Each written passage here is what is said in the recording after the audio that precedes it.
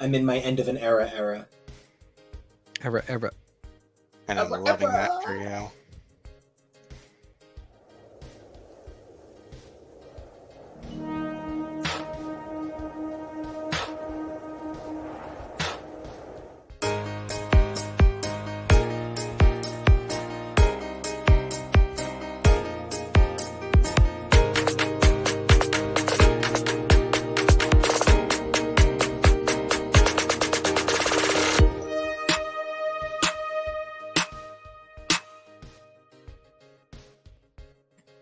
No, sorry, I was vibing to the theme song.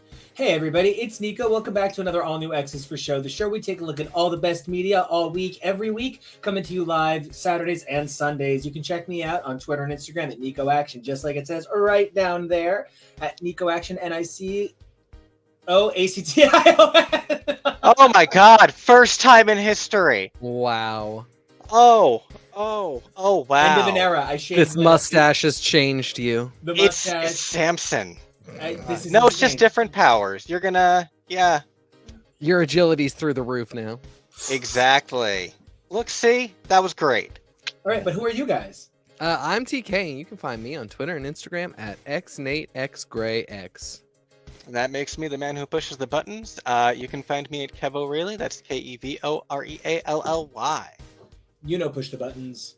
I push the buttons. But Push my buttons. Yeah. I sure do. He pushes a lot of buttons.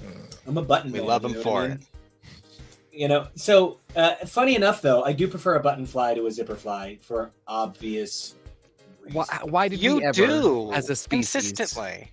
Yeah, I really do. So, okay. Speaking of looking super cool and rocking this very wispy teenage boy stash, let's talk a little bit about why we're here. Now, I don't just shave my face for nothing. It's really interesting because X is for show, which, according to this graphic, X is for S. How? Is... And fuck you too. Damn. No, I love it. You know I love it. I didn't just approve it. I obsessively love it. So when this show began, it was originally me and who will be on shortly, Jonah. And the two of us were talking about Uncanny X-Men from the start. And then incredible good buddy Kyle, big old fucking bull of a human, came in and was like, I want to do other stuff with you too. And we kept talking about the same stuff going on in the 70s around that time. And Kevin and I started taking a look at matching Captain Britons. And we sort of launched this project with the idea that we were going to follow the X-Men through the 70s. And then it got to the 80s. And then Krakoa happened. And we just wound up in an X universe so engaging in the present that I had to bring the show there. We had to fast forward. Dylan and Regina, the incredible host and hostess of House of X, joined us for a good 6 months at the start of the pandemic. And that began something that was a little unusual. The show went from what it had always been, which was, in my mind, a focus on what made the 70s classic X-Men so cool that I was so eager to share with, my cub, my little dude, Jonah, that I really wanted to see those sorts of things talked about in the ways that I'd hoped for. And before I knew it, we became this like army because so many of us needed a family at the start or in the pandemic. And it's show contributor Arturo, who's still coming on and looking fine. And he'll be on later today. That's a blast. Josh, Rod, of course, the incredible Nathan. So many of these contributors were on the show for so long. And over time, the family just sort of like reshaped. And it was a great time to refocus what X is for Show is. And it's become about a lot more than just comic books. But one of the things that means is it's more than just comic books. But that still means comics are in the mix. And it's been a minute. It's been a minute. And, I think in some ways that's been a good thing. I love to open up a book, read through it, and then just gab incessantly. But I've done a lot of that in my day, and I'm lucky enough to have many people in my life for whom I can do that with on a personal level. But I was realizing as we were getting into this last like 6 months especially, that my critique was always the same, which is like, oh, I think this is going to need a few issues to breathe, or this is a 5-issue mini and I feel bad evaluating it on issue 1, and then by the time we get to issue 2, if there's something that feels off, maybe it will be resolved by issue 5, but we're not really going to know. And so the weekly trend just kind of has felt like it's been making less and less sense lately. Yeah. Really? But we're in a really good place right now. Or we're in a really important place because 2 major Marvel events in comics have just ended. One major event is kind of coming to some kind of close. That's Daredevil, which is not done yet. And there he is. Maddie, we love you so much. We think you too deserve an island just like the X-Men, but I feel like your island is not long for this world. It's inexplicably called Purgatorio in a sea called the Sea of Hellish Sins. I don't know, but I found it on the map. The map is How did we get here? Catholic You had that built. locked and loaded, didn't you? And then, we've got a bunch of little ones too. Like this week, Strange Academy ended. And while that's a much smaller event on Marvel Comics scale, it's been, if you count the original 18-issue series, that's been a big one. And so, I'm pretty stoked that we are here to chat a little bit. Now, Kevo, Yeah. oh, sorry, you're over here. So, Kevo, one of my questions for you then becomes, you've always kept comics at an attractive arm's length. Like, and I mean an attractive arm's length. You're not like, oh, comics aren't for me. You're like, I don't know how to read these monthly. I could use an outside perspective, a lot of the time. So, and an inside perspective, someone saying, what they think about it from the outside world, what they think about it from fandom. And how do you feel knowing that we're talking about the fact that between now and 2 months from now, 23 books are ending? Yeah, I noticed that in the material that I was preparing. One of the final slides where you addressed how many titles there are. That was a shocking list. And things end. We don't like to think about it, but they do. And sometimes things end in odd little gluts altogether. I forget what other things there were, but there were a few things that ended right around the same time, like Magicians, Modern Family. And it was right at the start of Pando, so it especially felt kind of, But, if you look, sometimes there just are these concentrations where it just is a clean sweep. And is there a plan? Is there something coming? Is that what it is? Or is it just a bunch of stuff got axed? So, which is, very gauche way of putting. I apologize. Well, no, that's where that's really the big question. I'm personally in a bit of a quandary because I feel like the thing that brought me back to the Marvel Universe in a modern way was the promise of a limitlessness of X-Men.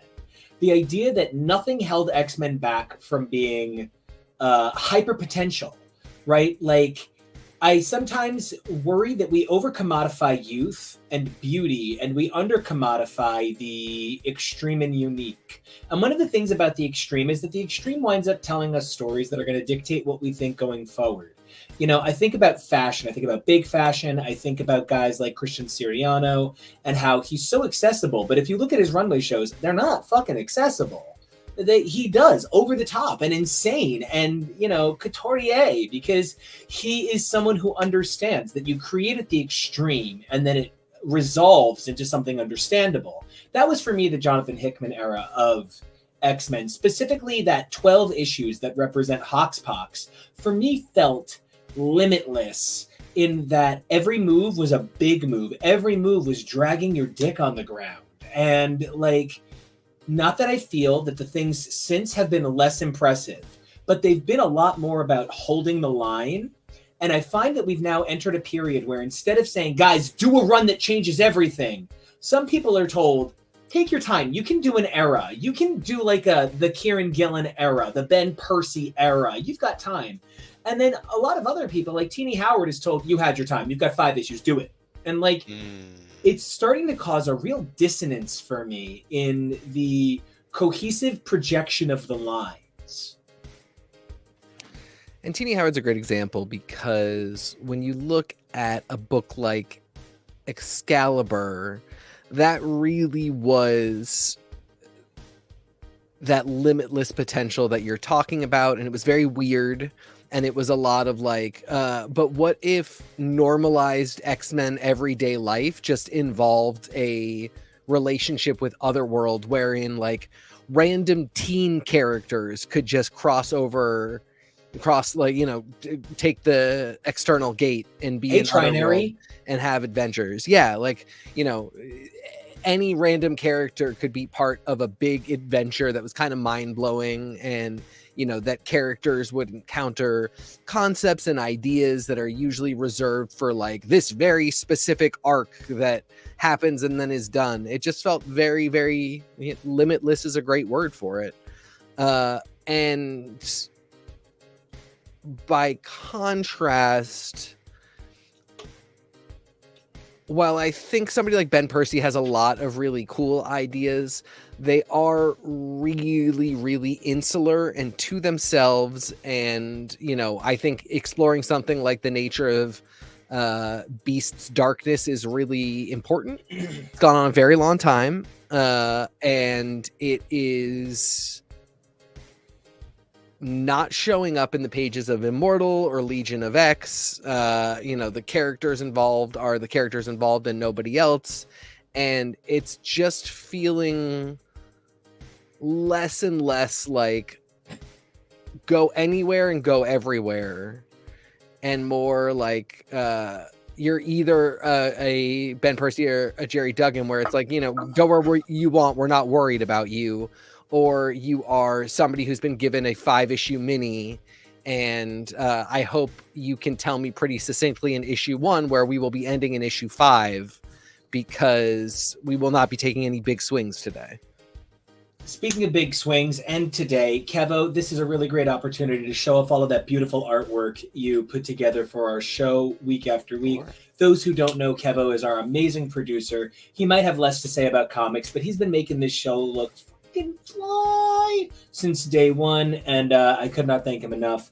So, the end of an era for Marvel, we certainly don't mean like, is Marvel doomed? We mean like, it's about to change, eras, right? You know? Like, anyone who's ever flipped a tarot card knows that death just means restart. Sins of Sinister ended this week. Jason Aaron's Avengers run, but like, you know, the Avengers Assemble event, which was the last 10 issues of this enormous run, ended 3 weeks ago. Recently. Daredevil is ending soon.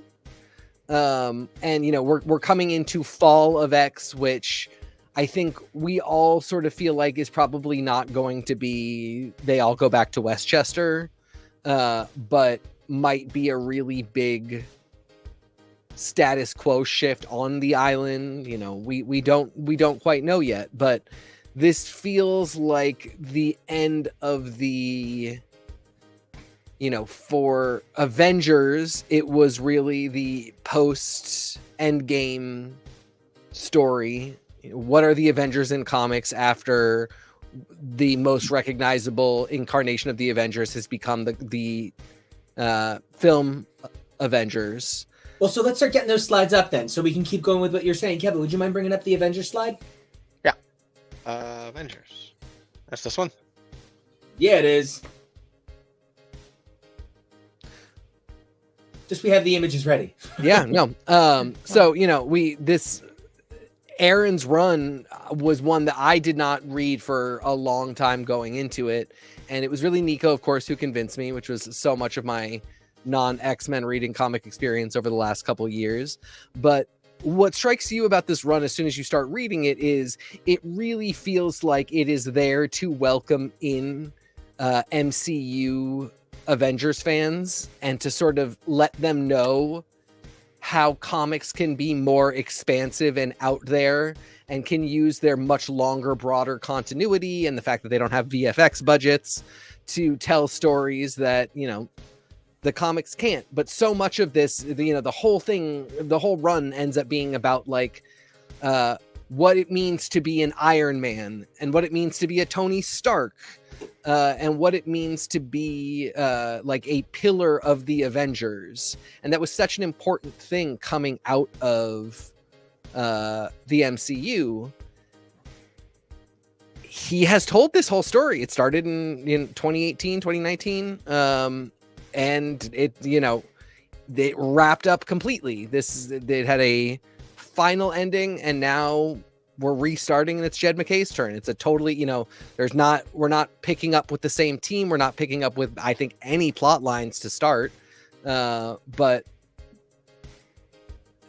we're still the Avengers. Well, so to go over what we're going to cover today, Kevin, would you mind flipping back a slide or two?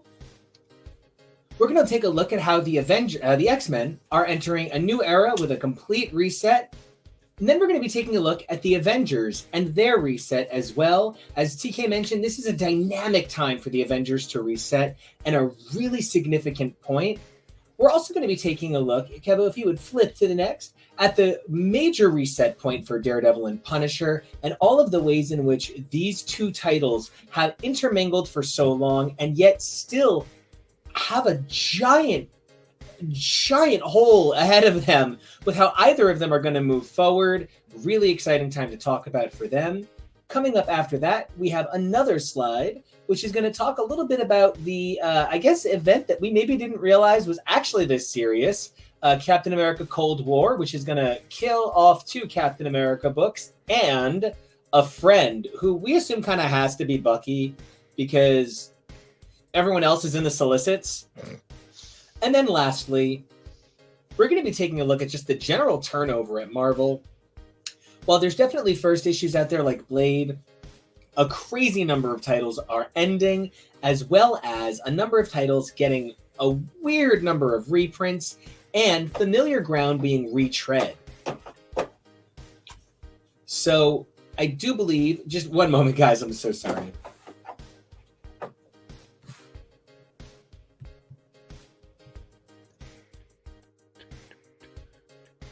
Sorry about that. I was having some weird computer problems. Just needed to reset real quick.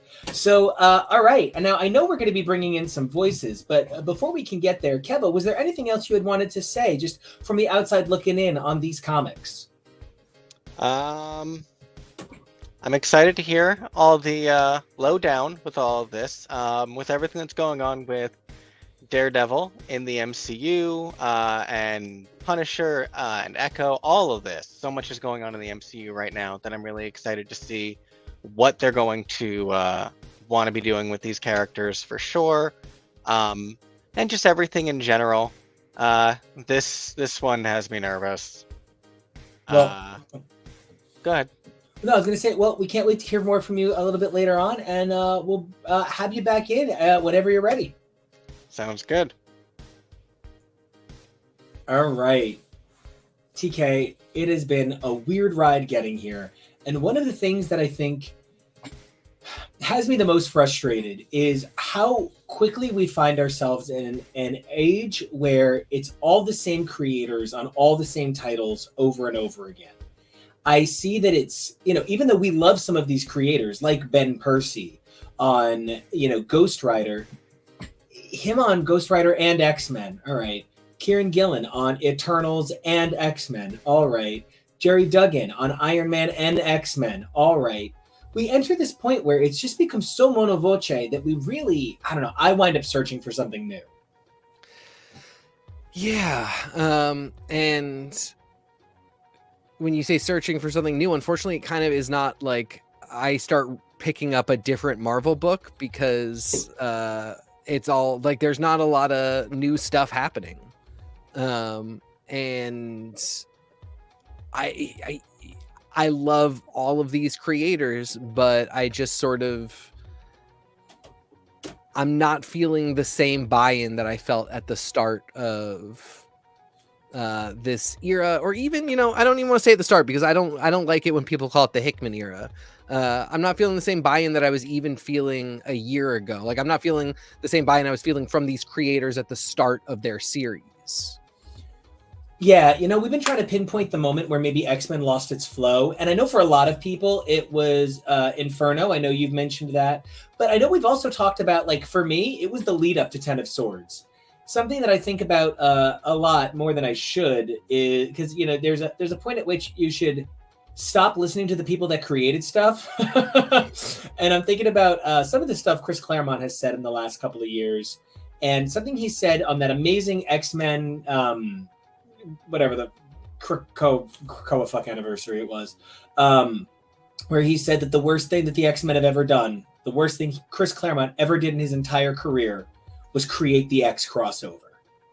And I agree, because the thing that made Marauders, and because it was X-Men Marauders, Excalibur, New Mutants, X-Force, Fallen Angels, which again, I remember that it was that because it spelled X-Men.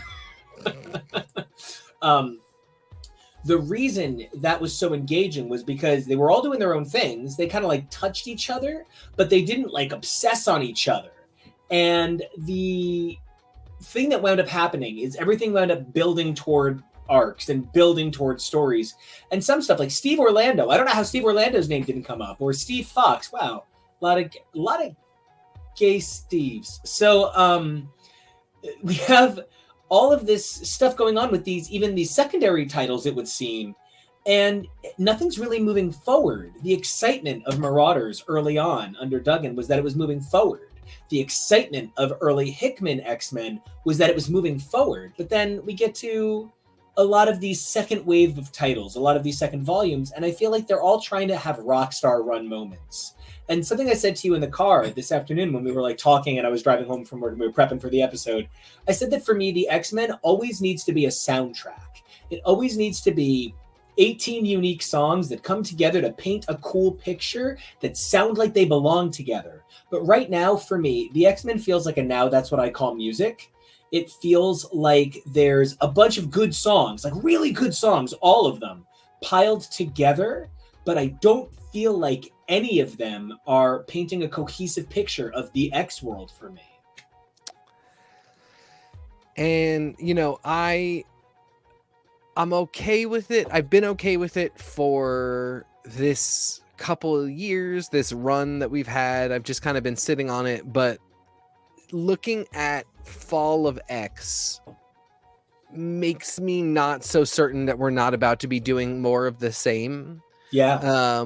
And like the one author on there that I'm really excited to see being brought in, that is kind of like a disruptive voice, if you will, is Torrin Grunbeck. Yeah, truly. With Realm of X, which seems like a really cool story, but I also know that it's kind of New Mutants set apart. Yeah. So, and it's got Mary in it, so I mean, we're gonna have a blast no matter. I mean, and that's the thing. Like, we may be sounding a little critical, a little down, but at the end of the day, we're gonna read them, and even if it's a book where I'm worried that it's not going to be part of this cohesive whole that we're talking about, I still think it's going to be a really good book. It's going to have Typhoid Mary in it, so it's going to be a blast. It's by a creator that I like. But when I look at the names, there's a lot of Jerry Duggan. There's still a lot of Ben Percy doing the same titles that he's doing. Kieran Gillen's on the same book. Al Ewing's on the same book. We're missing Cy Spurrier in Legion of X, which was one of my real favorites. So I'm sad to lose it. It won the shit out of our bracketeering. Yeah. So it's not that I think any of these will be bad. It's just that I don't know. My sort of energy and excitement isn't in the same place. And I find that we spend a lot of the time like waiting for the next announcement, and looking at solicits rather than, and trying to figure out like where are we going? where for me it was Inferno. After Inferno was really where I started to be like, I'm not really sure where we're going, and that feeling of not being quite as okay, not knowing, has been happening since then. Because I feel like what we've hit the solicit era.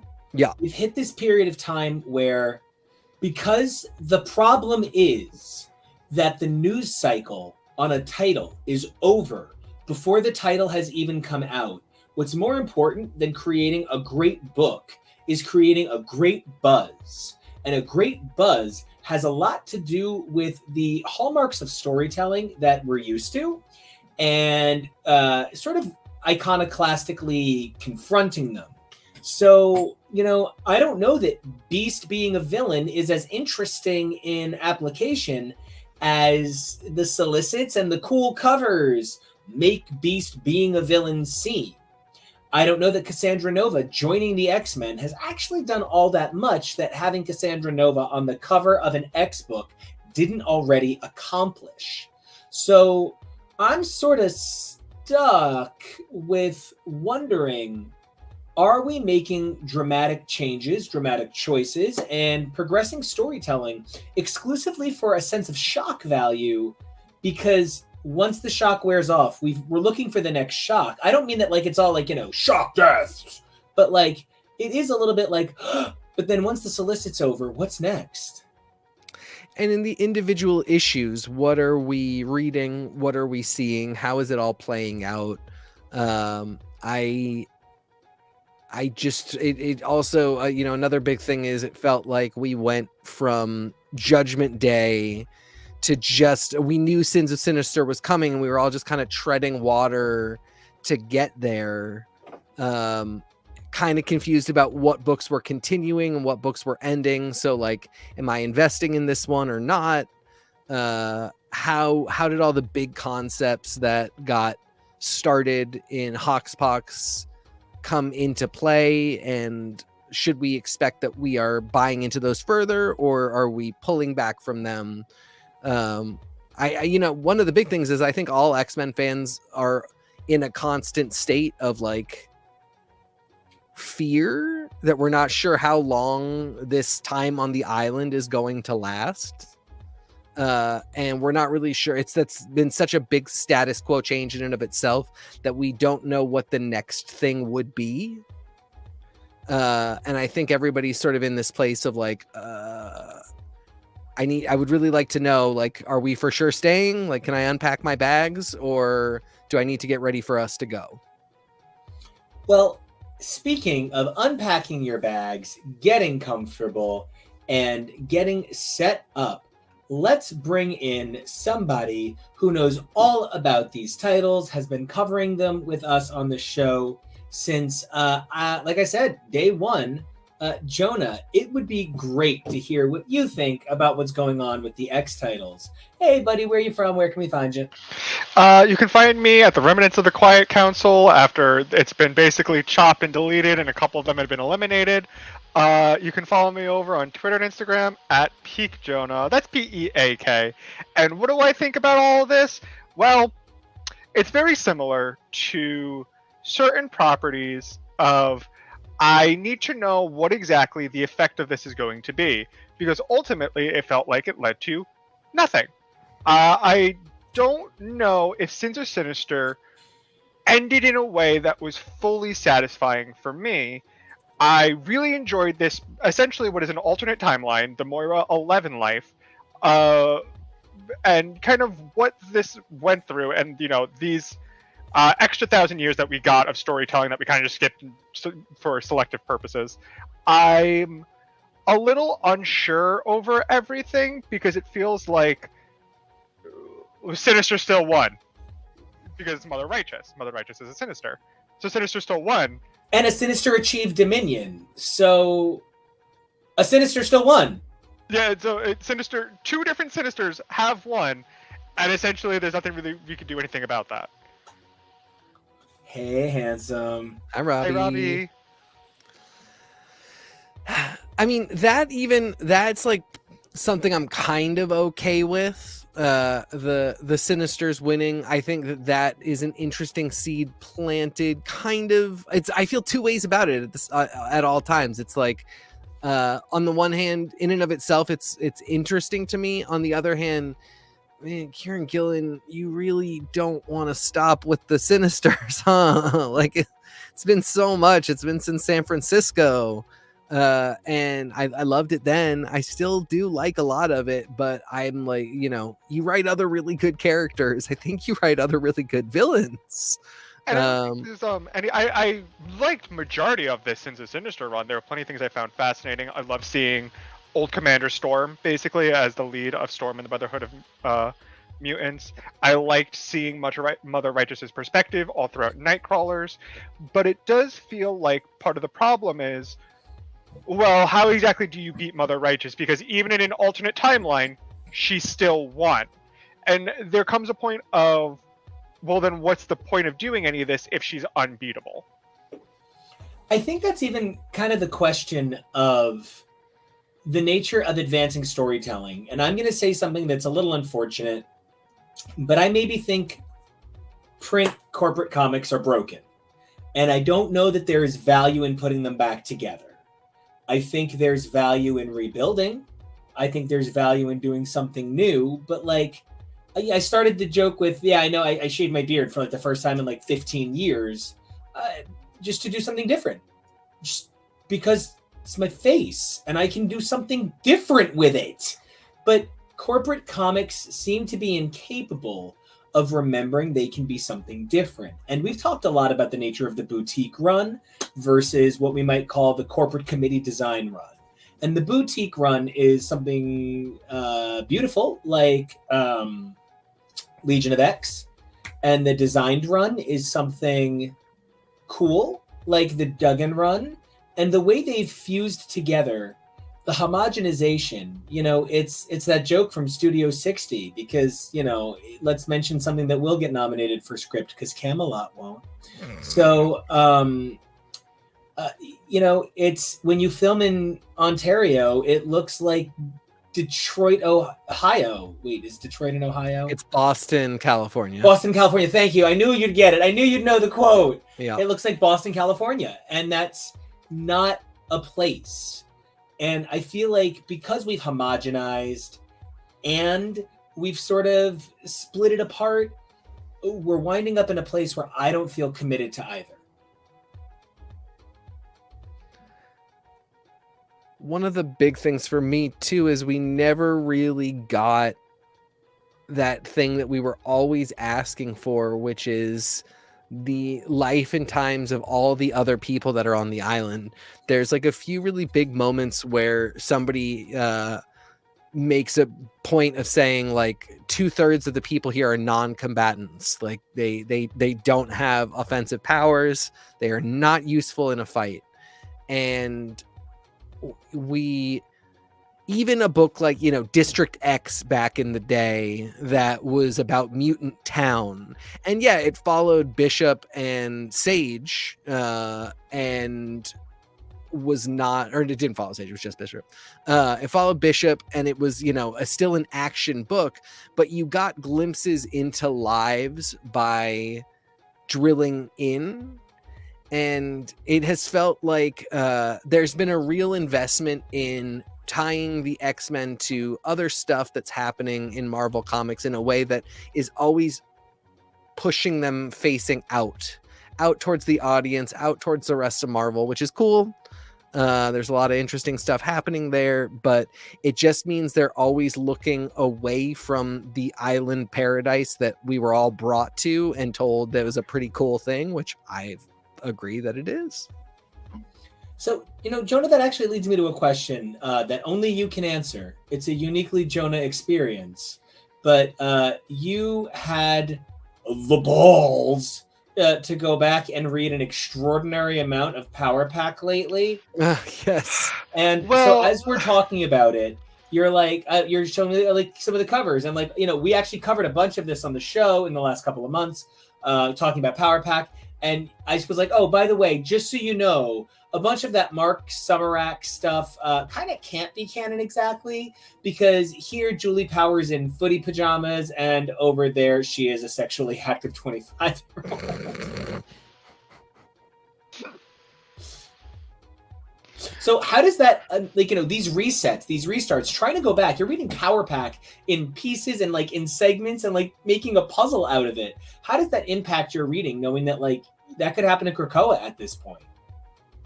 Well, one, I need to slightly defend myself. Not that anything needs defense. I had to go back and read Power Pack because anybody who's also reading the Marvel Love Infinity comic knows that Gwenpool was in a relationship with Julie, and they're kind of talking about some very interesting things with Gwenpool potentially being asexual. So that's really why I had to start reading it, because I was like, well, I have to know about Julie Power if she's going to be kissing on Gwenpool. But it comes a point of I don't know exactly what's going on here. I don't mind the idea of filling in these stories, like the Mark Summerak stuff, being a little bit weird in terms of continuity, because the stuff coming out in the early aughts where they're shown as these, 13, 14-year-olds, a 10-year-old, and then the 6-year-old. I have no idea if Katie is 6, but she acts like she's 6. I assume that's the Molly age range. syndrome. Yeah, it's Molly from The Runaways, where she's some sort of like 8, 14, 7. And part of that, it gets a little bit weird about what is continuity, what isn't continuity. With Power Pack, I can kind of maybe understand if they're trying to fill in stories of when they were younger, if that's where they're a little bit more marketable, as opposed to when they're a little bit older and they're not so unique anymore, where Power Pack is a bunch of superpowered kids, and that's the kids book, and they're with all these Avengers and the X-Men and Wolverine and Spider-Man and Thor. They have been teamed up with everybody. It's actually insane. It gets a little weird of what is or isn't real, and I get a little bit concerned of, all right, what should we be following? Part of the problem with Sins of Sinister is you had other titles going on concurrently. You had New Mutants, you had Rogue and Gambit, where it's confusing because the other X titles, okay, I understand where these can all kind of concurrently happen. That makes sense. It's all separate people, but they're all interacting with the island in certain ways, and you can kind of understand, like, maybe this happened this week, this happened that week. That part's fine. But now we're getting, I'm confused of, well, how is this all happening? How is all this all happening concurrently? That's where I think the problem Sins of Sinister lies, where if they want to do something like this, it kind of needs to be like a Ten of Swords event where you have to have every book kind of going into it. And that sucks to say your title is paused while we do this event, but that's what happens if you want to do something like Sins of Sinister. I know continuity is weird and slighting, and certain things might be canon, some things might be not, some might be wishy-washy. All of that can be fine, but you kind of have to commit to a certain style. You can't really go through this alternate timeline and have these other concurrent books. You kind of have to have one or the other. It's either all books are happening at the same time, or you're doing a special event where you can take a moment. And so I do think that's where maybe Marvel went in a personally a little bit of a wrong direction for this kind of style of thing. Power Pack going back and reading these stories, and like you can fill in these stories of these are their kids, and happening when they're younger. That kind of works, but it doesn't really work here when it's a massive event that where Power Pack doesn't change anything and they don't really have an effect on anybody except for the fact that Jack Power is worthy, versus and the fact that they think that Beta Ray Bill is an actual horse. I feel like I've actually read a Scruff profile that says Horseman Jack Power worthy. Rearrange that sentence. You can make your own adult content with that. I think, that's the point I'd kind of want to make of, like, you can go back and fill in certain things, but then you have to realize of what is or isn't the big effect. Now, Teak, you've lived through, Age of Apocalypse, Age of Ultron, Age of X. It is you're a fine wine. Happy birthday! Point. Happy birthday! Fan favorite. Work. So listen, I want to know, how do you feel? Because you were more positive on Sins of Sinister in general than I was. Not like, you know, you were anything, but like I was very from the start. And I feel like your positivity was necessary because I did get more out of it than I thought I would. But how are you feeling sitting on the other side of Sins of Sinister, feeling like I feel like this could have been an annual. This could have been 3 annuals, maybe. I did not need 11 or 12 issues.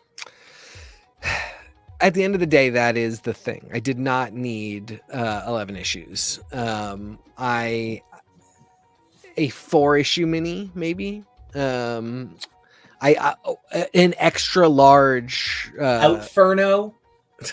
100%. Infern, yes. It was a great story. You know, and Jonah, to your point, like this was very much an attempt to have your cake and eat it too. Stupid expression. Why would you have a cake you can't eat? But this is a reset event, so you actually technically can do it, and it doesn't really matter when it is, because as far as everybody's go the distance. What's that? You could go the distance if you have. You can go for speed. Right. Herbal hibiscus. I was just drinking some. We reset the same minute they all leave on the adventure. So, you know, how this affects X-Force and Wolverine doesn't matter, which then brings us to like, well, then why do I care? You know, if we can have this whole thing be such a reset, we did all this so I could take away like 3 or 4 key facts.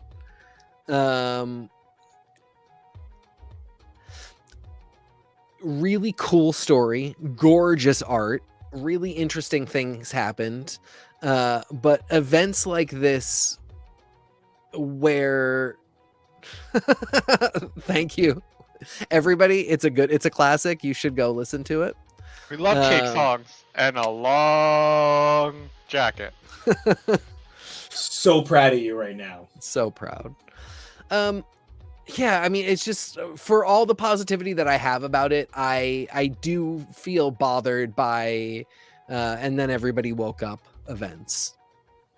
Because, And you know, I want to actually compare to something that we've covered on the show before, and that I know we're very generally positive on, and maybe we can slightly try to figure out why it maybe works there comparative to here.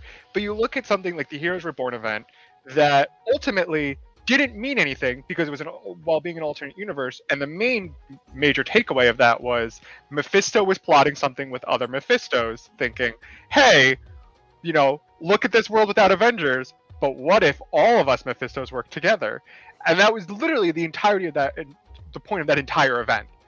There was no other reason for it, because besides it being an alternate timeline, it gets essentially reset to there are Avengers again. But I feel like it worked a lot better there, and maybe it's because the stakes were artificially high for a place you're not meant to care about, but the stakes become high when you have the threat of Mephisto. I don't know, maybe that works because Mephisto seems like a threat. Mother Righteous, yeah, I don't know if Mother Righteous is a threat, because I don't know if Mother Righteous has realized she cannot reach Dominion currently. I just need to say, number one, Kevo, your comment game, getting this stuff onto the screen is out of control today. So Nailing good. it. And, you know, Jonah, I really want to your point, what makes this less effective for me? I think what makes this less effective for me is the momentum on X-Men set by Hoxpox was such that this felt like a distraction, and it felt like a tribute distraction. Heroes Reborn might have shared the name Heroes Reborn with another event, but it really wasn't anything like that event, and this was meant to reflect Powers and House of 10, and it does. You know, the 10, 100, 1,000 years, our amazing coverage, right? It does reflect those time periods for sure, but it's touching back on somebody else's story. And when Moira was made evil in the pages of Inferno, I didn't like how that touched back on Hickman's story. And to that end, I want to bring up something that has me kind of bothered. Why is it if you like science in the X-Men universe right now, you must be a supervillain? Because there is nothing I care about less than Beast being evil.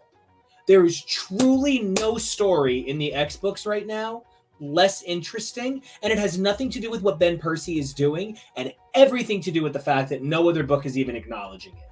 What's the point of making one of the most beloved, like I would say Beast is at least number 3 of your original 5, and none for Xavier By.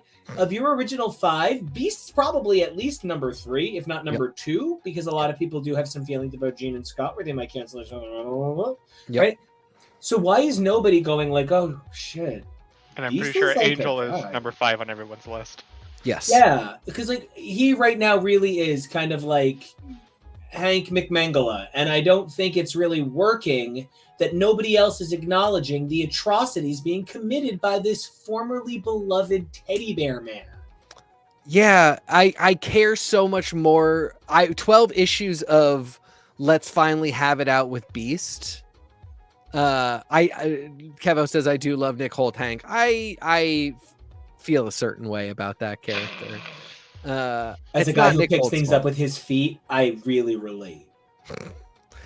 My problems are not Nick Holt's fault. He's doing his best.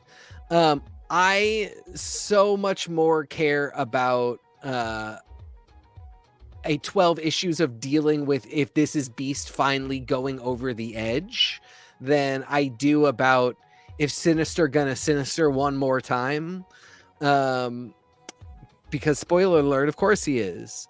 But yeah, if we're just doing 36 issues of X-Force and then like at 30 some odd issues of Wolverine to get to the point that, yeah, Beast has really turned into a bad guy, but it never is mentioned once outside the pages of those 2 books.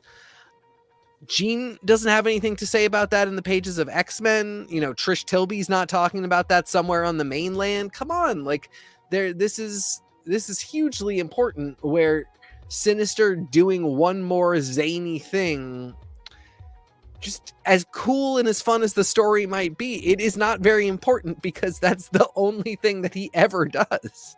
He is both Pinky and the Brain right now. Yes. And watching that play out as a segment in Animaniacs is great. But if you're not going to add Larry or Elmira, it's just not going to work long term. No Pinky and the Brain and Larry, people. No Pinky and the Brain and Elmira. This is like when I was the only one with 13 Ghosts of Scooby-Doo all over. No, I love Animaniacs.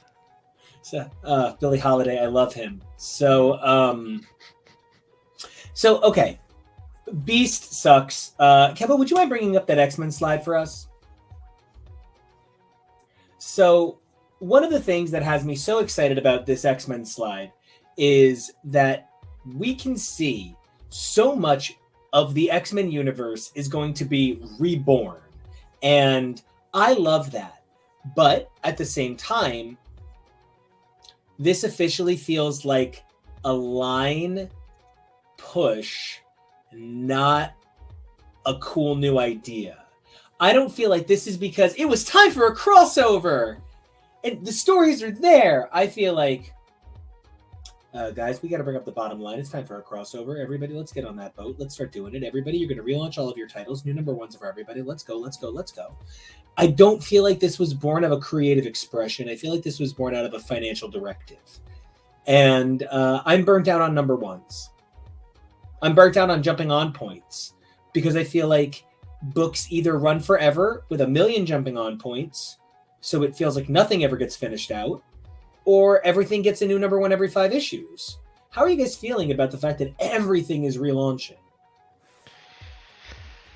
I am not terribly happy about that. I am a little annoyed that things can't seem to get past 5 or 6 issues unless you're, X-Force or Wolverine.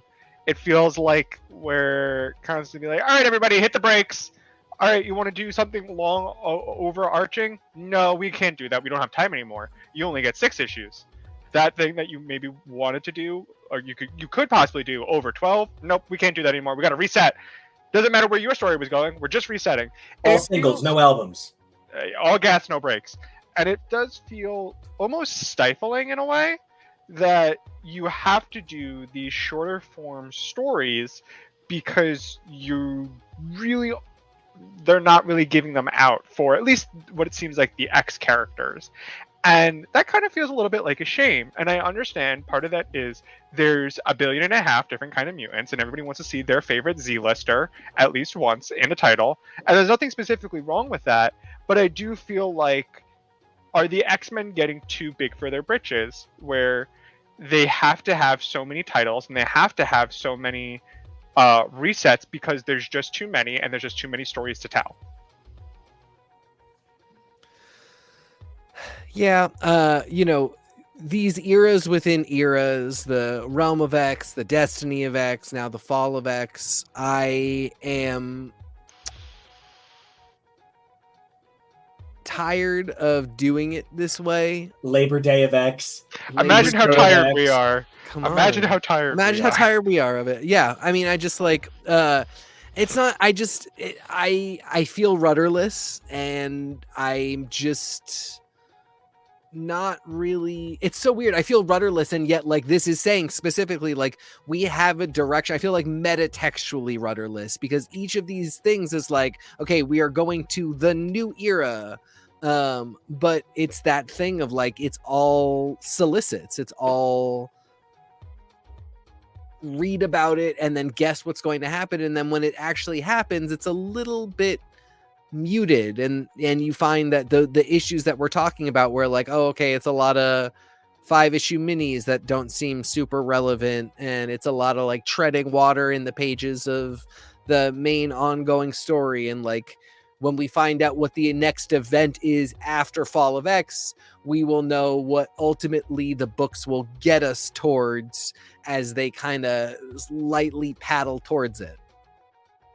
I agree. It feels like they're flashing a lot of lights at us saying like, hey, look over here.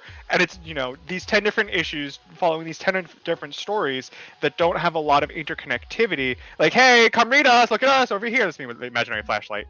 And then there's one big like alarm floodlight that's like, hey, this is what we're all leading up to. But you have to think, well, I don't see the wires between those lights. How are they connected? And they're like, well, we don't know, but you have to care about this now. It feels like a lot of telling us what we have to care about, what we have to do, as opposed to the joy of kind of just exploring a lot.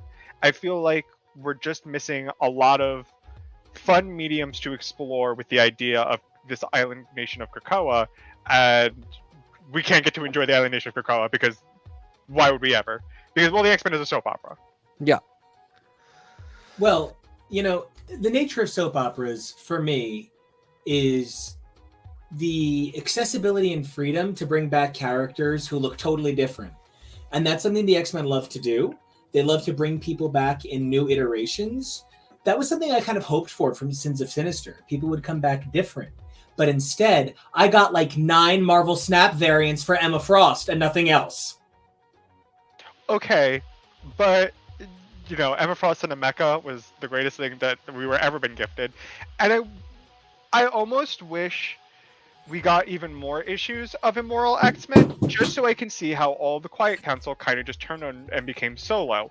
I find that fascinating of mixing the personalities of each of these characters with Sinister. What does that create? That actually is a very fascinating and interesting concept, but we don't have enough time to explore that. I think one of the most fascinating things that came out of that was Exodus turning on Hope.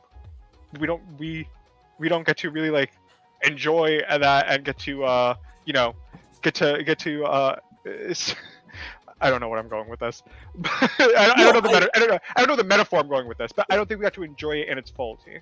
I completely get that. One of the things we're talking about is the idea that when a story happens, you want the opportunity to engage with it. One of the things that made classic X-Men magic and why people keep going back to those Claremont stories is because the Claremontisms are specifically born of 30 days to gestate.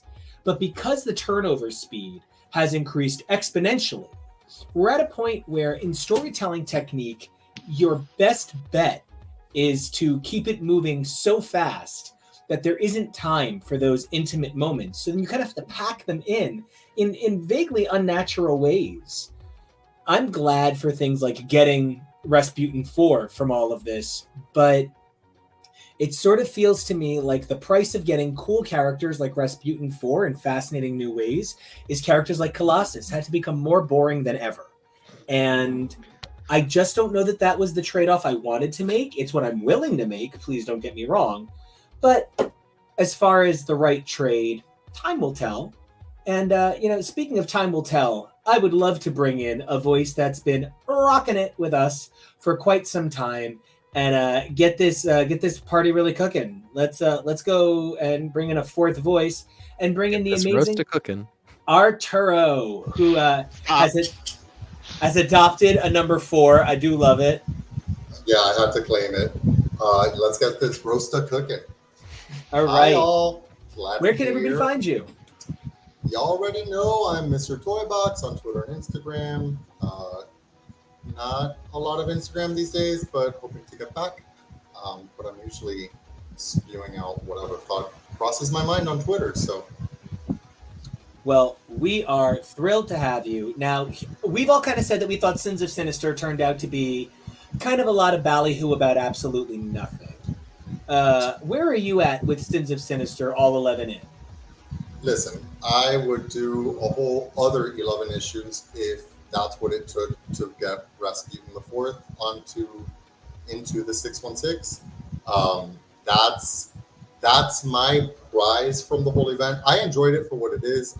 I love a good Age of Apocalypse kind of riff, where everything goes horribly wrong and you see people being their absolute worst. It's just a trope that I think is fun. So I enjoyed this. I felt like it was doing a lot of stuff across the different books. But I'm happy with where we landed. I'm glad that we wrapped it up, and I'm glad that we got a hell of a door prize on our way out. And she is the door prize of the century. Don't get me wrong. I am here for the Rasputin of it all. But like a chimera specifically designed to drive Kate Pride insane, right? Which, like it's yeah, just it is like, it took Kate up maybe a page and a half to be like, hi, who are you? So, I think the thing that has me frustrated is that we're at a point where print comics for the big two are selling like an all-time low. We're seeing, sort of diminishing returns in the online discussion. And there's a lot of things going on that lead me to think this has been one of the biggest time buys in recent memory.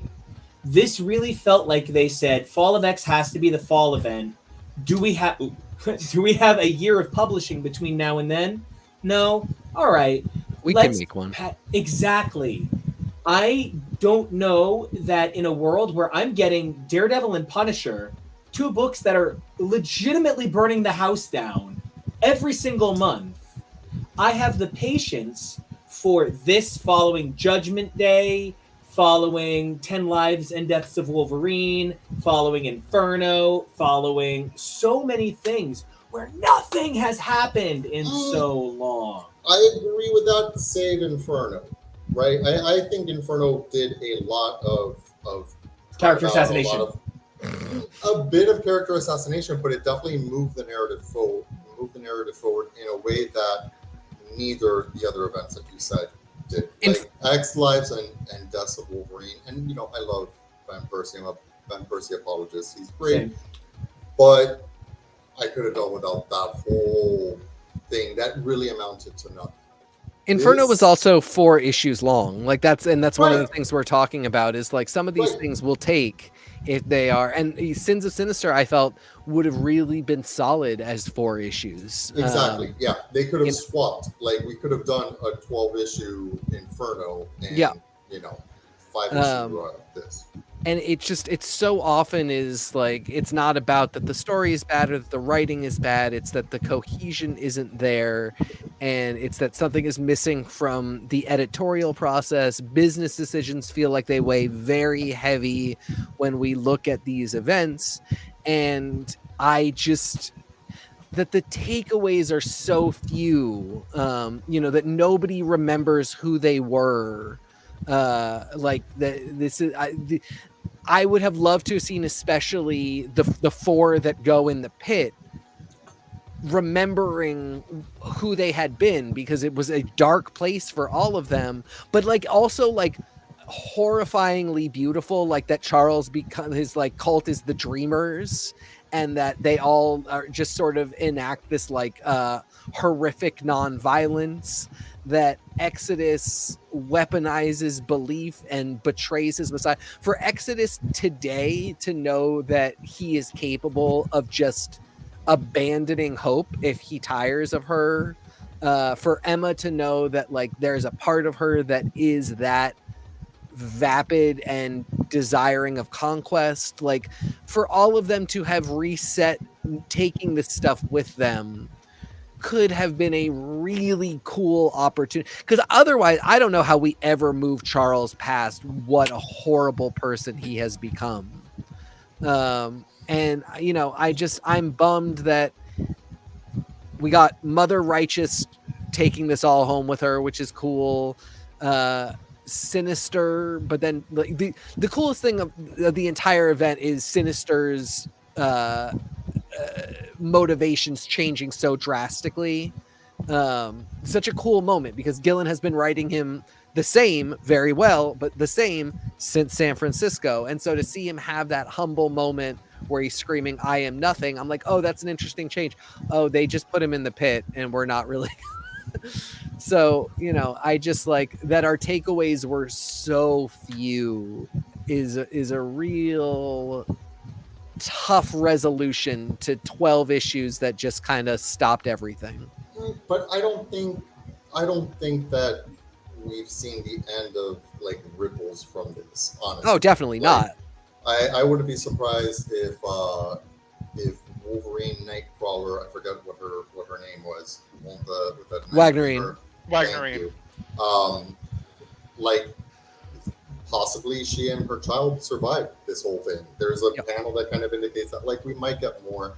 We have Mother Righteous. I mean, that right there is a huge spanner in the works that could lead to exactly what you're saying, people remembering what happened. I'm also really glad that we got Storm being just quite literally a goddess. I thought was pretty cool. I think my concern is that because I'm only just the fact that it is 11 issues and it costs something to purchase, $60. Yeah. It feels to me like $60 for the average person, as we are entering a recession, should yield more content than it does. And I am all for these minor things, but I look back on, Ten of Swords less than 3 years ago, and I can barely point to things from it anymore, especially with the return of the Apocalypse family. And I see things like how Lives and Deaths of Wolverine meant kind of nothing, and how Inferno could have been 3 pages. Hey guys, it's me. I'm Moira. I just skinned Banshee, and I'm a hop. It's Moira all along. Oops, I'm gonna kidnap Mary Jane. And I'm really just wondering the design, because I don't think they're bad stories. Like I said earlier, it feels to me like X-Men should always be a soundtrack to a film with cohesion. But we're kind of getting a now that's what I call music. It's a lot of hits, but I don't know that my country X-Men sit exactly next to my hip-hop X-Men, sit exactly next to my bubblegum pop X-Men in a fluid organization that I'm walking away saying, I'm a fan of this line. I'm walking away saying I'm a fan of some books, but I definitely don't see a line to be a fan of right now.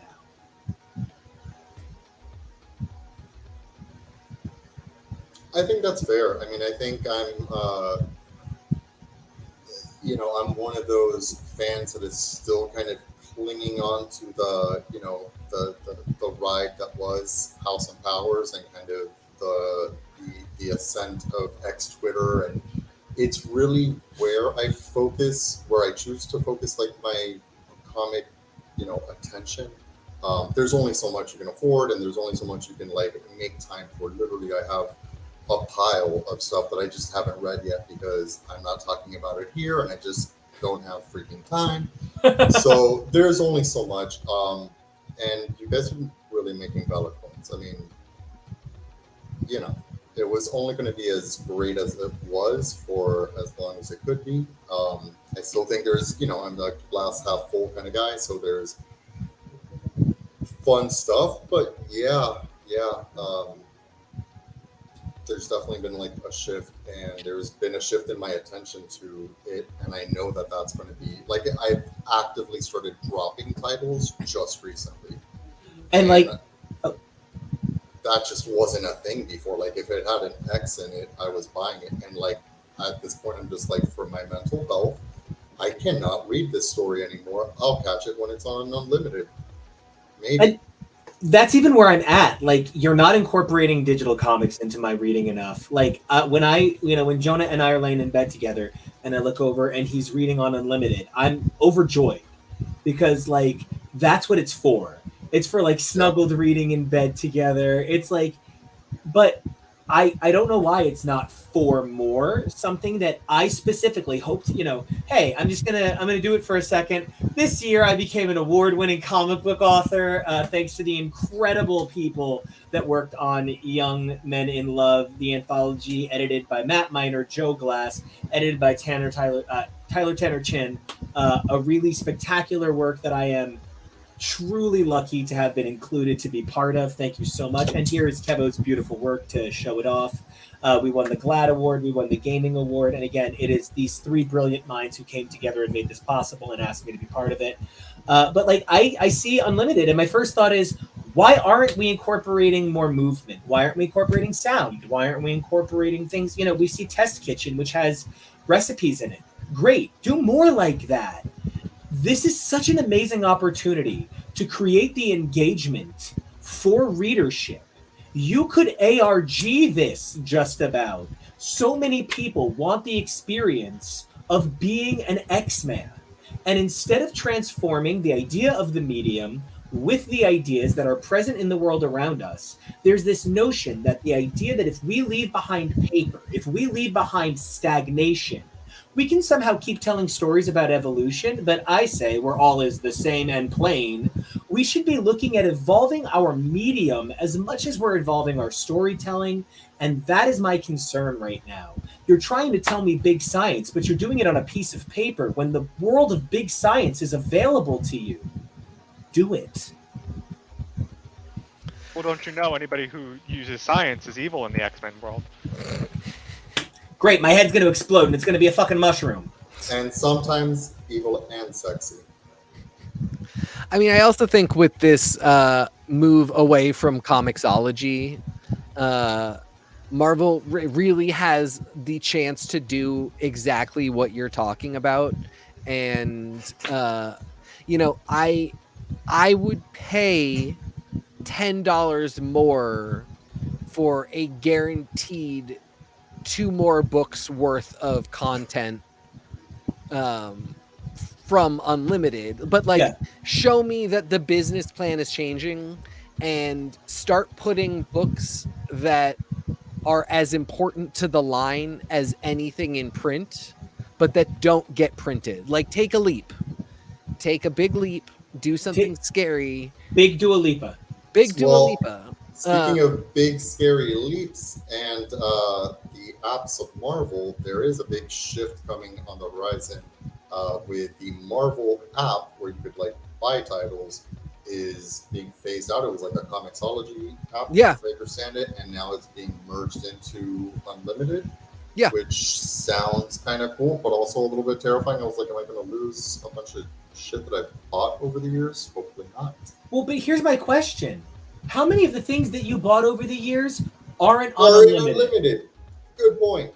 Very good point. So what's about to happen to Unlimited? Are we about to go to a cultivated Unlimited?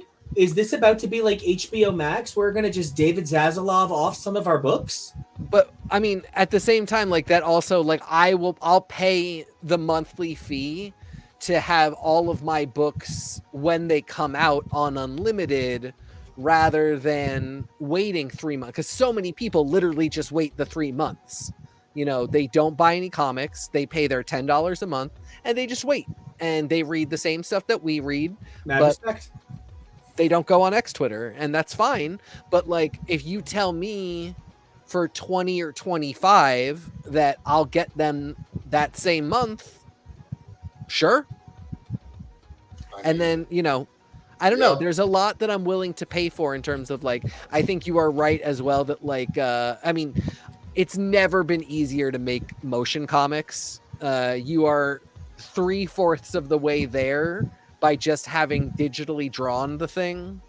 And, I honestly don't hate those. I think there have been some pretty cheap cash grabs for them in Marvel's past because the books really were not in any way designed for it. But in the same way that you can make a vertical comic that translates relatively well to print, you can, if you have a digital asset and you spend some time with a media team, that asset can go on a static digital page that can also work as a motion page that can also work as a print page. You just have to kind of plan it out.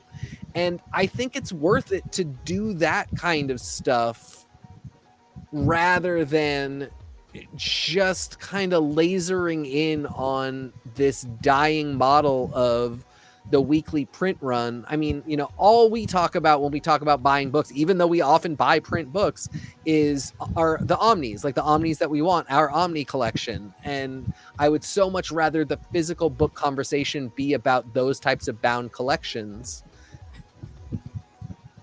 Jonah, I started this whole thing with I look over and see you reading Unlimited in bed. So how are you feeling about the fact that Unlimited is just for fun stuff? It's a little disappointing only in the sense of I love the fun stuff. I love reading the Infinity comics. I love going to read all my Power Pack issues that I've been, I can't put down. But I kind of wish that they took a little bit more chances of some more exclusive content in a way that's more enticing, How do you get people to really want to buy into the subscription app? And you got to kind of give them something they want. And if it's only fun times, that's great, but you're really only going to attract the fun time crowd.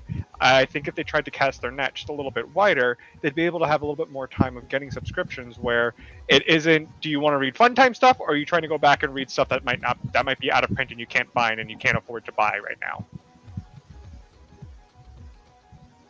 I really agree, man. I really do. And I'm going to say, Arturo, how are you feeling? You're the one who said you hung in the longest. Jonah reads my books. TK and I have like matching pull lists. But like, what is your experience with the push to digital?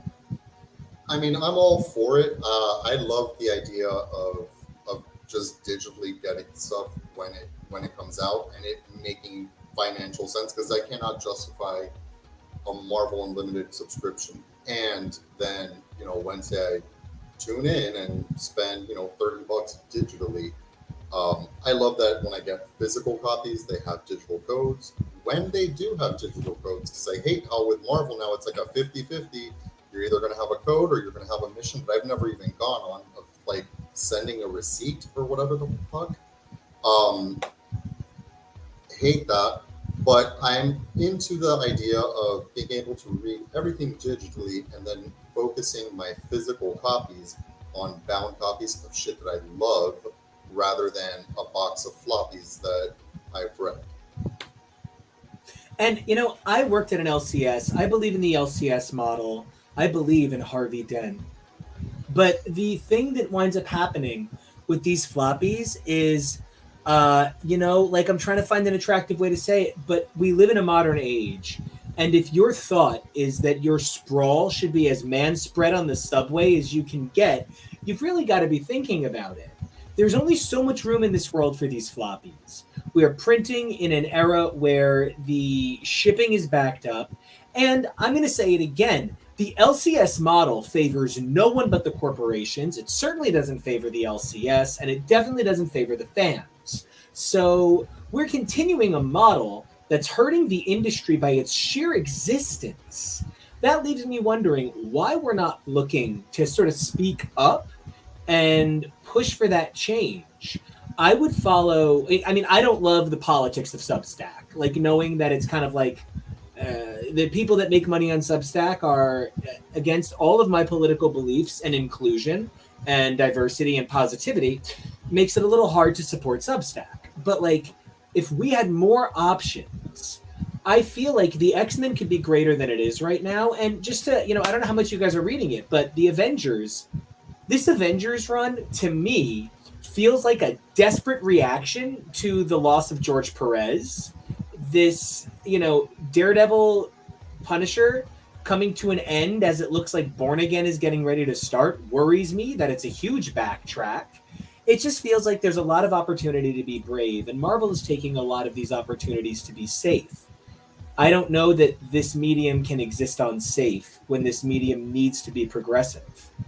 I think Marvel's actions, like you rightly noted, are based on profit, right? Like it's in their best interest financially to be able to sell, multiple variants of something. And, I mean, I'm getting a little smattering of across the Marvel universe because my OCD ass has been dead set on collecting the latest Alex Ross collection of villain portraits that are just they're amazing, breathtaking. Some of his best work in a long time. I mean, yeah, I'm a fan. I have a bunch of the last round of these, but this is just super impressive, and it feels like a lot. Like I had no idea there were so many. I have some still in the bin at the shop because I'm like, listen, I gotta spread this out. I have to amortize this over the next couple of weeks because the fuck. But they're gorgeous. From a fan perspective, I think why is there not more of a push from us to like, yes, digital 1000%. Like I feel like we're supportive of digital. I feel like all of us, that's why we use Marvel Unlimited and Comixology back when it wasn't deemed unprofitable enough for Amazon, so they've decided to fucking kill it. So I think we have our foot in the future, but there is a nostalgic factor, and there's just something substantially different about just flipping through something and physically having like that artifact. And I don't know, maybe in 30 years that just literally will not be the case. Like it really will just be digital, and we'll all be sitting around still on this podcast bitching about that. Who knows? Because if I can, the thing about it is radio serials became TV shows. TV shows are now streaming events on Disney Plus with budgets greater than whole series of classic television. And, it's got to be that stuff's allowed to change. But one of the things that's hard for me, and that's why I'm really glad that you two are here, is when this show became what this show became for 2.5 years, it became that out of a necessity. I don't not miss everybody who's gone. Everyone who's left this show, I miss them in some capacity. Maybe one person I don't. He knows who he is. But I miss everybody, truly, I do. And honestly, same.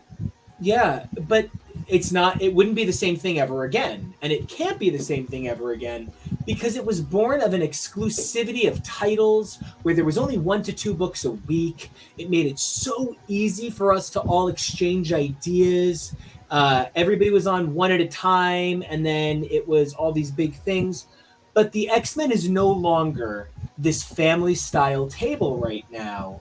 It's really back to a designed property. It is a universe by design, and that's okay. But what brought me back to the X-Men was an authenticity of self that I feel has given way to a positive and engaging, inclusive commercialism.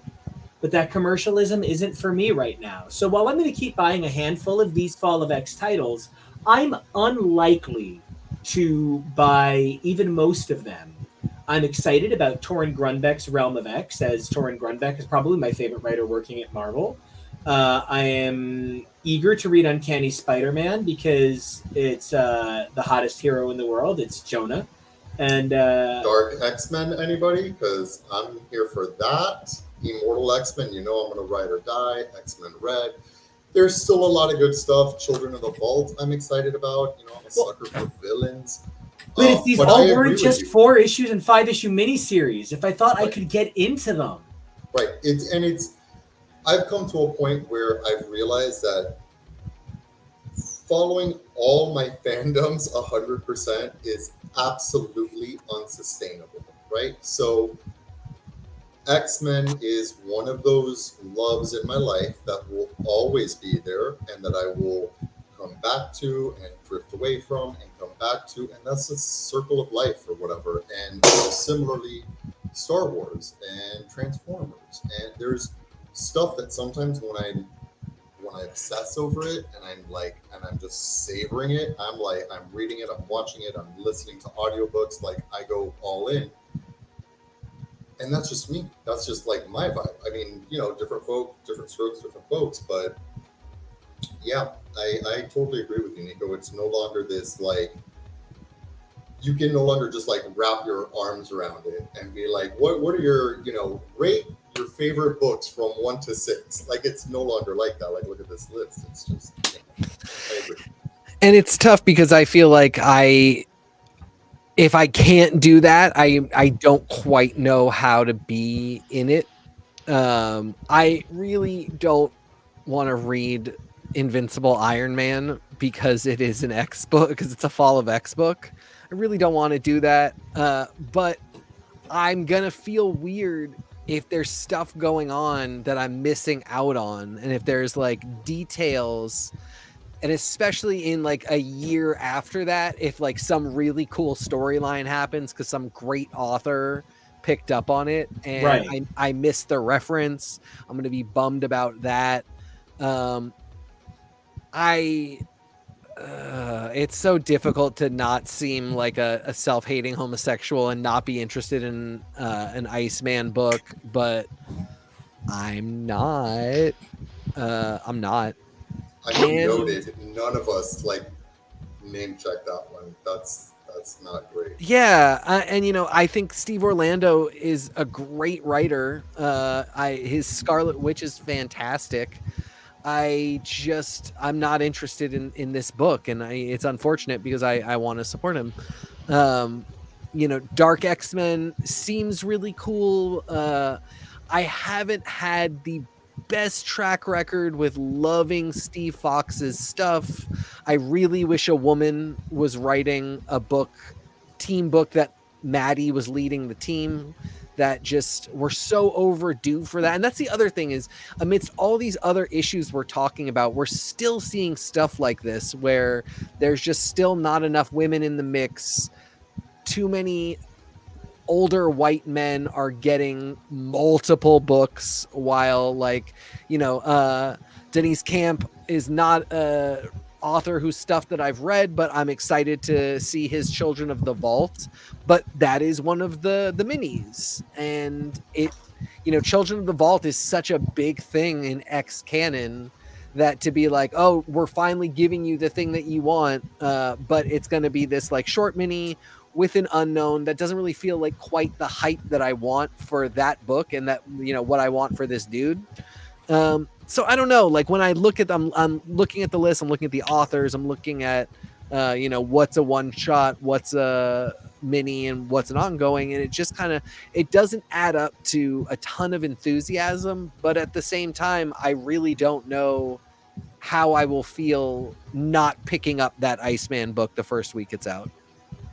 Well, I just want to give Jonah a chance to let us know what he's thinking about some of these titles. And then I do believe we're going to say goodbye to him, right? So, Jonah, what are you thinking about these upcoming Fall of X titles? There's a couple of different interesting titles that we have here that I'm kind of curious to see how they're going to play into everything. I think the biggest one there for me is Children of the Vault. I was introduced to the Children of the Vault and what the Vault is through Hickman's X-Men, you know, run way back in the early X-Men issues, and I was like, oh, this is very weird, very cool, big ol' threat that the X-Men for now have contained. But I don't know how much longer they can be contained, realistically. That being said, I am curious to see how that's going to play into everything, or if it's just kind of going to be like a red herring kind of situation. I'm also interested in seeing what does Realm of X mean? That can mean anything. Who knows? Is this about David and his mind? Is this about something else? It's about Typhoid Mary. Oh, if only. No, it is. No, it is. It is. Oh. It is about Typhoid Mary being written by Torrin Grunbuck. Oh, okay. Well, we like that. Yeah. The fall of X, it's been a very wonderful time on Krakoa, and I don't know if I really want Krakoa to end because I find Krakoa fun. I find it interesting, and I find it cool. All these other adjectives that I really find it. But I also know that as we get closer and closer to the eventual addition of the mutants to the MCU, they're going to start having to be able to cross-promote those books. And I'm very well aware that they're not going to be starting at Krakoa. That would be foolish. So I fully am well aware that they're just going to be doing some different stories, and that they might the fall of X is inevitable. Not by choice of they're really done with the Krakoan era, but because the larger company that's paying it for everything is like, well, we got to put these tie-ins, we got to put all the toys, the movies, the eventual TV shows, everything has to tie in and eventually cross-promote and cross-sell. So, no more Island. Yeah, we're going back to Westchester. I think it's really inevitable. I think we've all known that all along, despite our whatever protests we've had. Well, real quick, before we keep going, I just want to give Jonah a chance to bop out. Jonah, it's been so great having you on tonight. Been a blast. Can you remind us where we can all find you? Thank you for having me. You can follow me over on Twitter and Instagram at PeakJonah. Well, until we get the chance to see your handsome face again, Joe, keep on reading, keep on watching. I know we have you on for Drag Race All-Stars. We have you on for the Little Mermaid coverage when that hits. So we got some stuff with you coming up. And until then, we love you. You're the best. And we will see you real soon. That's what they do? Joe. Bye. Bye, Jonah. All right. Now, okay. Turo, I don't know how much you're reading of the other titles at Marvel, but one of the big things that we're talking about, Kevo, would you bring up the slide that shows everything ending? One of the wackiest things going on at Marvel right now is a real interesting desire to clear the board. In the month of May, Rogue and Gambit, New Mutants, X-23, The Excellent, Extreme Venomverse, Edge of Spider-Verse, Hallows Eve, Shadow Clones for Spider-Gwen. Sorry about that. Shadow Clones for Spider-Gwen. It's a great title. Venom, Lethal Protector 2, Avengers Beyond, I Am Iron Man, Hellcat, Cosmic Ghost Rider, Clobbering Time, Black Cat, and Mary Jane, and Strange Academy ended this week. I just really wanted to add it because I kept forgetting that it was coming out, and TK kept being like, "You keep forgetting." So I just added it to this list so that he couldn't say I forgot it again, and then I forgot. I can't believe how much stuff is fucking ending. How are you feeling about this rate of turnover? I mean, even the stuff that I am not following, like how many issues of Black Cat and Mary Jane are enough? Right? How many issues of Spider-Gwen Shadow Clones do we really need in the world? Like, some of these things were, from the jump built to the short runs. I didn't know Hellcat was ending. I'm just hearing lately about how great it is, so I thought it had just kind of dropped. I didn't know that it was wrapping up. I'm enjoying X-23 W Regenesis more than I imagined I would. Because I was like, more than I want to X-23, but just... It's been a really fun little ride, but again, do I need more of it? Do I need 12 issues of it? Probably not, but it's been fun for what it is. Anything that has Venom in it, although despite my sexual attraction to the concept of Venom, I am not. The last time I tried to read a Venom comic, I don't even think I actually have finished. I think there's 6 pages left in it. So not really my bag, and that's fine. So yeah, to all things, there is a season. Now, Teak, how do you feel about this onslaught of titles being ended, and then Ghost Rider just like riding on through to number 17? Vroom vroom, daddy. So quick note, because I made this original list, and it's stuff that ends basically this week and through Fall of X, because some of these do not end for a hot minute. Oh, my bad. You made like the list? I thought I made the list. I made the original list. Hellcat doesn't end until July.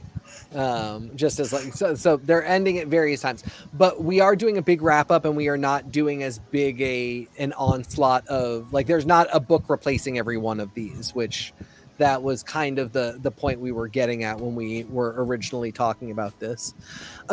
It's not even so much the endings as it is just this era of minis and still being so staggeringly unclear. Thanks for that addition, Bradford. Yes. Captain Britain ends in June. Thank you very much. I just don't. Betsy and Rogue and Gambit are two really fantastic examples of stories that I really enjoy, but I don't really know if I will ever see them referenced again after they're completed. Particularly like Teenie Howard might reference what happens in Betsy Braddock Captain Britain, but 2 years from now, do I believe that the next person who's writing Betsy in a title will? I don't. So while they're all very cool, it's really tough when Marvel is saying like, well, we can't be doing all these ongoings anymore because they don't sell like the one shots or like the minis, but then the minis don't get treated like a replacement for the ongoings. They get treated like their own thing, and what they get treated like is just kind of a niche boutique moment that is very much optional. In the meantime, Ghost Rider is maybe the best example because I think it's one of the best books at Marvel. I think it is Percy's best writing. Percy shows so much passion as a horror writer. It is this entirely untapped genre for Marvel. Like, this is one of very few books in the horror space. The way that can overlap with the magic side of Marvel, the way that those things have really good MCU synergy. I can knock these things off a list. The possibilities for diversity are so there. Give us more Kushala books. Do it now. Give us Kushala books. Kushala. And so, here's this author that I think deserves great things, that I think deserves ongoings, that I love his work in this book. I so desperately want Wolverine and X-Force to end. I don't know what else I can do. Not because it's bad. If I'm going to say anything that I feel bad, because I would never want Ben Percy to be offended, he has gotten a really long time that most people don't get, women never get, and I just maybe want to... I said the same thing about Tom DeFalco, so I'll say this about anybody. Too long on a book does not do anybody any favors, and I think we're getting to too long on 2 books for Mr. Percy, but we're not there with Ghost Rider yet, and so I really want it to be clear that I think he's so great. I'm just ready to move on from this this channel that we're in with those 2 stories, and to go back to the original point, there's a place for ongoings, there's a place for company man authors, but when it's in the mix of stuff that doesn't work, it's real tough. I couldn't agree with you more. And I love Percy, but yeah, those titles just feel like we are kind of stuck in some mud. I'm hoping that we push through it. I feel like there's signs that we might, but it's just taking forever. I will say one thing I wish, and I'm always complaining about this, but I love Tinny, and I really wish that Betsy Braddock Captain Britain was Excalibur. I really wish Knights of X was Excalibur. I wish Tinny had been given that kind of runway, and I think whatever business decisions that we're going to crank out more money with number ones, I mean, I don't know. I'm sure there's data to support that, but from an actual fan perspective, like, you know, yeah, it's a double-edged sword when you give a creator that much runway. You know, as we're discussing now, some things may stagnate or whatever, but I certainly feel like Tinny is somebody who deserves it, and yeah, some like just institutional misogyny probably helped kind of prevent that from happening. I will say one thing that people will hopefully reference, and I hope we don't lose anytime soon, is two things actually. Rachel's codename Ascani, hell of an upgrade. I think that's going to stick, and Rachel and Betsy being girlfriends, I think might stick for a bit. Or even if they break up, there will be tension there, and there's, you know, break up, get back together, potential stories there, who knows? Or maybe they will just be married within a couple of years. I don't know. But the fact that those two things were accomplished under Tinny's pen, I think is worth celebrating. And we actually had said something about something in that vein earlier on this episode, that one of my big theses is that we live in the age of the blurb. We live in the age of, as long as there's like something they can point to is the thing that happened that run, they don't really need to have that much happen page to page. As long as a thing happened that either upheld or changed status quo, the book did its job. And I think that that's like most notable in something like Knights of X or Captain Britain, where they're just not supporting it the way they need to. Teak, you know, in the car, you said earlier today that, you know, they're just not supporting books on issue 11 the same way that they're doing a book on issue 1. For like Knights of X and for Captain Britain, I feel like they weren't supporting that book the way it deserved by issue 2. I think that, you know, the thing that really becomes central is understanding that some of these titles aren't given the life expectancy that you might think. Hallows' Eve spins out of one Spider event. Edge of Spider-Verse is connected to another Spider event. They aren't really thinking about Hallows' Eve by the time the 2 per month Edge of Spider-Verse comes out. They're just thinking about Edge of Spider-Verse, and Hallows' Eve is allowed to end in the background. It's not the same treatment for all of these titles, and it aches a lot. Yeah, Hallows' Eve is another really fantastic example because, you know, Dark Web had so few characters. She was actually really important to that book, and I thought, you know, was done great justice. You know, had some moments of real tragedy in her relationship with Ben.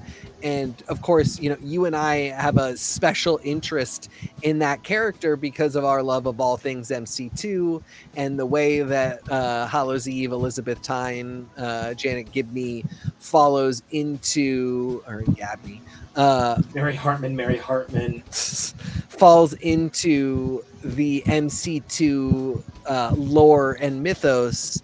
So that was a moment in which I think you and I saw so much potential that is actually 100% definitely there. And it became clear immediately that corporate did not have the same interests that you and I did. And it's unfortunate because that potential is still there. This one character has threads and ties to so many things that are interesting storytelling possibilities for Peter Parker and Spider-Man in ways that like actually could really lead to a solid run. But it just feels like because she is not, you know, Spider-Man of the groovy 60s in a Spider-Verse story, she doesn't matter. Spider-Man with pantaloons, she doesn't qualify. So now, okay, I want to actually ask an interesting question in this sort of connective thread. One of the things that we talk about a lot is the sanctity of storytelling, the way we think that certain things can't be changed or certain things need to be changed. I am gobsmacked by some of the things on this list. I tell everybody Ecstatics is one of the greatest comics I've ever read. I can't believe The Excellent is on issue 10. That's actually like issue 12 of this run. I can't believe Venom Lethal Protector 2 exists, that there was a very similar Silver Surfer story just a few months ago. I cannot believe that Return to Days of Future Past. I am so obsessed with this book. I'm buying 100 copies. I don't care. I'm the guy it's for. But on top of that, the facsimile editions are... I'm going to throw my stool. I'm so mad. These facsimile editions are so... I'm so glad someone is making money on them because I hope it's helping people, whether it's a comic shop or a creator or my Disney stock high. But like Incredible Hulk 180, 181, Uncanny X-Men 101, All New Marvel .1. The All New Marvel .1 is unhinged. These books together being re-released the same month, to me, is the Pawnee time capsule. Yes, Twilight. Yes, Twilight is the story of a vampire. I am going to drink 6 gallons of milk. No, you will not. So I don't know, guys. I hate these facsimile editions. If someone can say to me, no, Nico, they serve a financial purpose to the industry. Good. Okay. If they mean other books can be printed, fine. I've never seen someone buy one. Never. Ever. I've Never. seen people buy the True Believers. I've seen people buy the Marvel special Marvel Age looking ones that have the really beautiful covers. They did that Captain Britain one that was gorgeous, right? I've never seen anybody buy one of these. And if somebody said I buy them, I love them, I'm like, thank goodness. I want that to be important. But like, what do you guys think about these facsimile editions? I feel like an AM radio talk show host about this. I'm so angry. Was Hulk 180 the cover by Dave Keown, right? 180, 181 are the first two appearances of Wolverine. They're Herb Trimp. Oh, those. Oh, my God. That's why I'm like unhinged. What the fuck? Yeah, that's what Marvel Unlimited is for. Honestly. Thank you. I just don't know who that collector is, and that I didn't realize there were that many of them in the contiguous United States, such that it's worth it to print this. I don't not believe it. Could this be a money laundering scheme? I don't really have any answers. It's mattress firms everywhere. It's a mattress firm. It does really feel like that, though, because, like I said, all anybody talks about are omnis. If you're like real wild, you collect trades, but like trades are like maybe more for libraries. Facsimile editions really are just like, I don't know who those people are, but if you are one of those people and you're listening, please write in. We would love to interview you and understand your culture and customs. Wow, guys, and there's a really stunning number of them. There's ones for Adam Warlock, Alpha Flight #1, Amazing Fantasy 15. There's Spider-Man 1, Spider-Man Annual 1, Spider-Man Annual 21. Oh my God. What are these books, though? The Death of Elektra gets one. That's pretty cool. That's an interesting one. Edge of Spider-Verse gets one. Come on. Of course it does. How? It came out the day before. Yeah, well, you know. That's just a second printing. Yeah. Basically. But there is a movie coming out, so... There it is.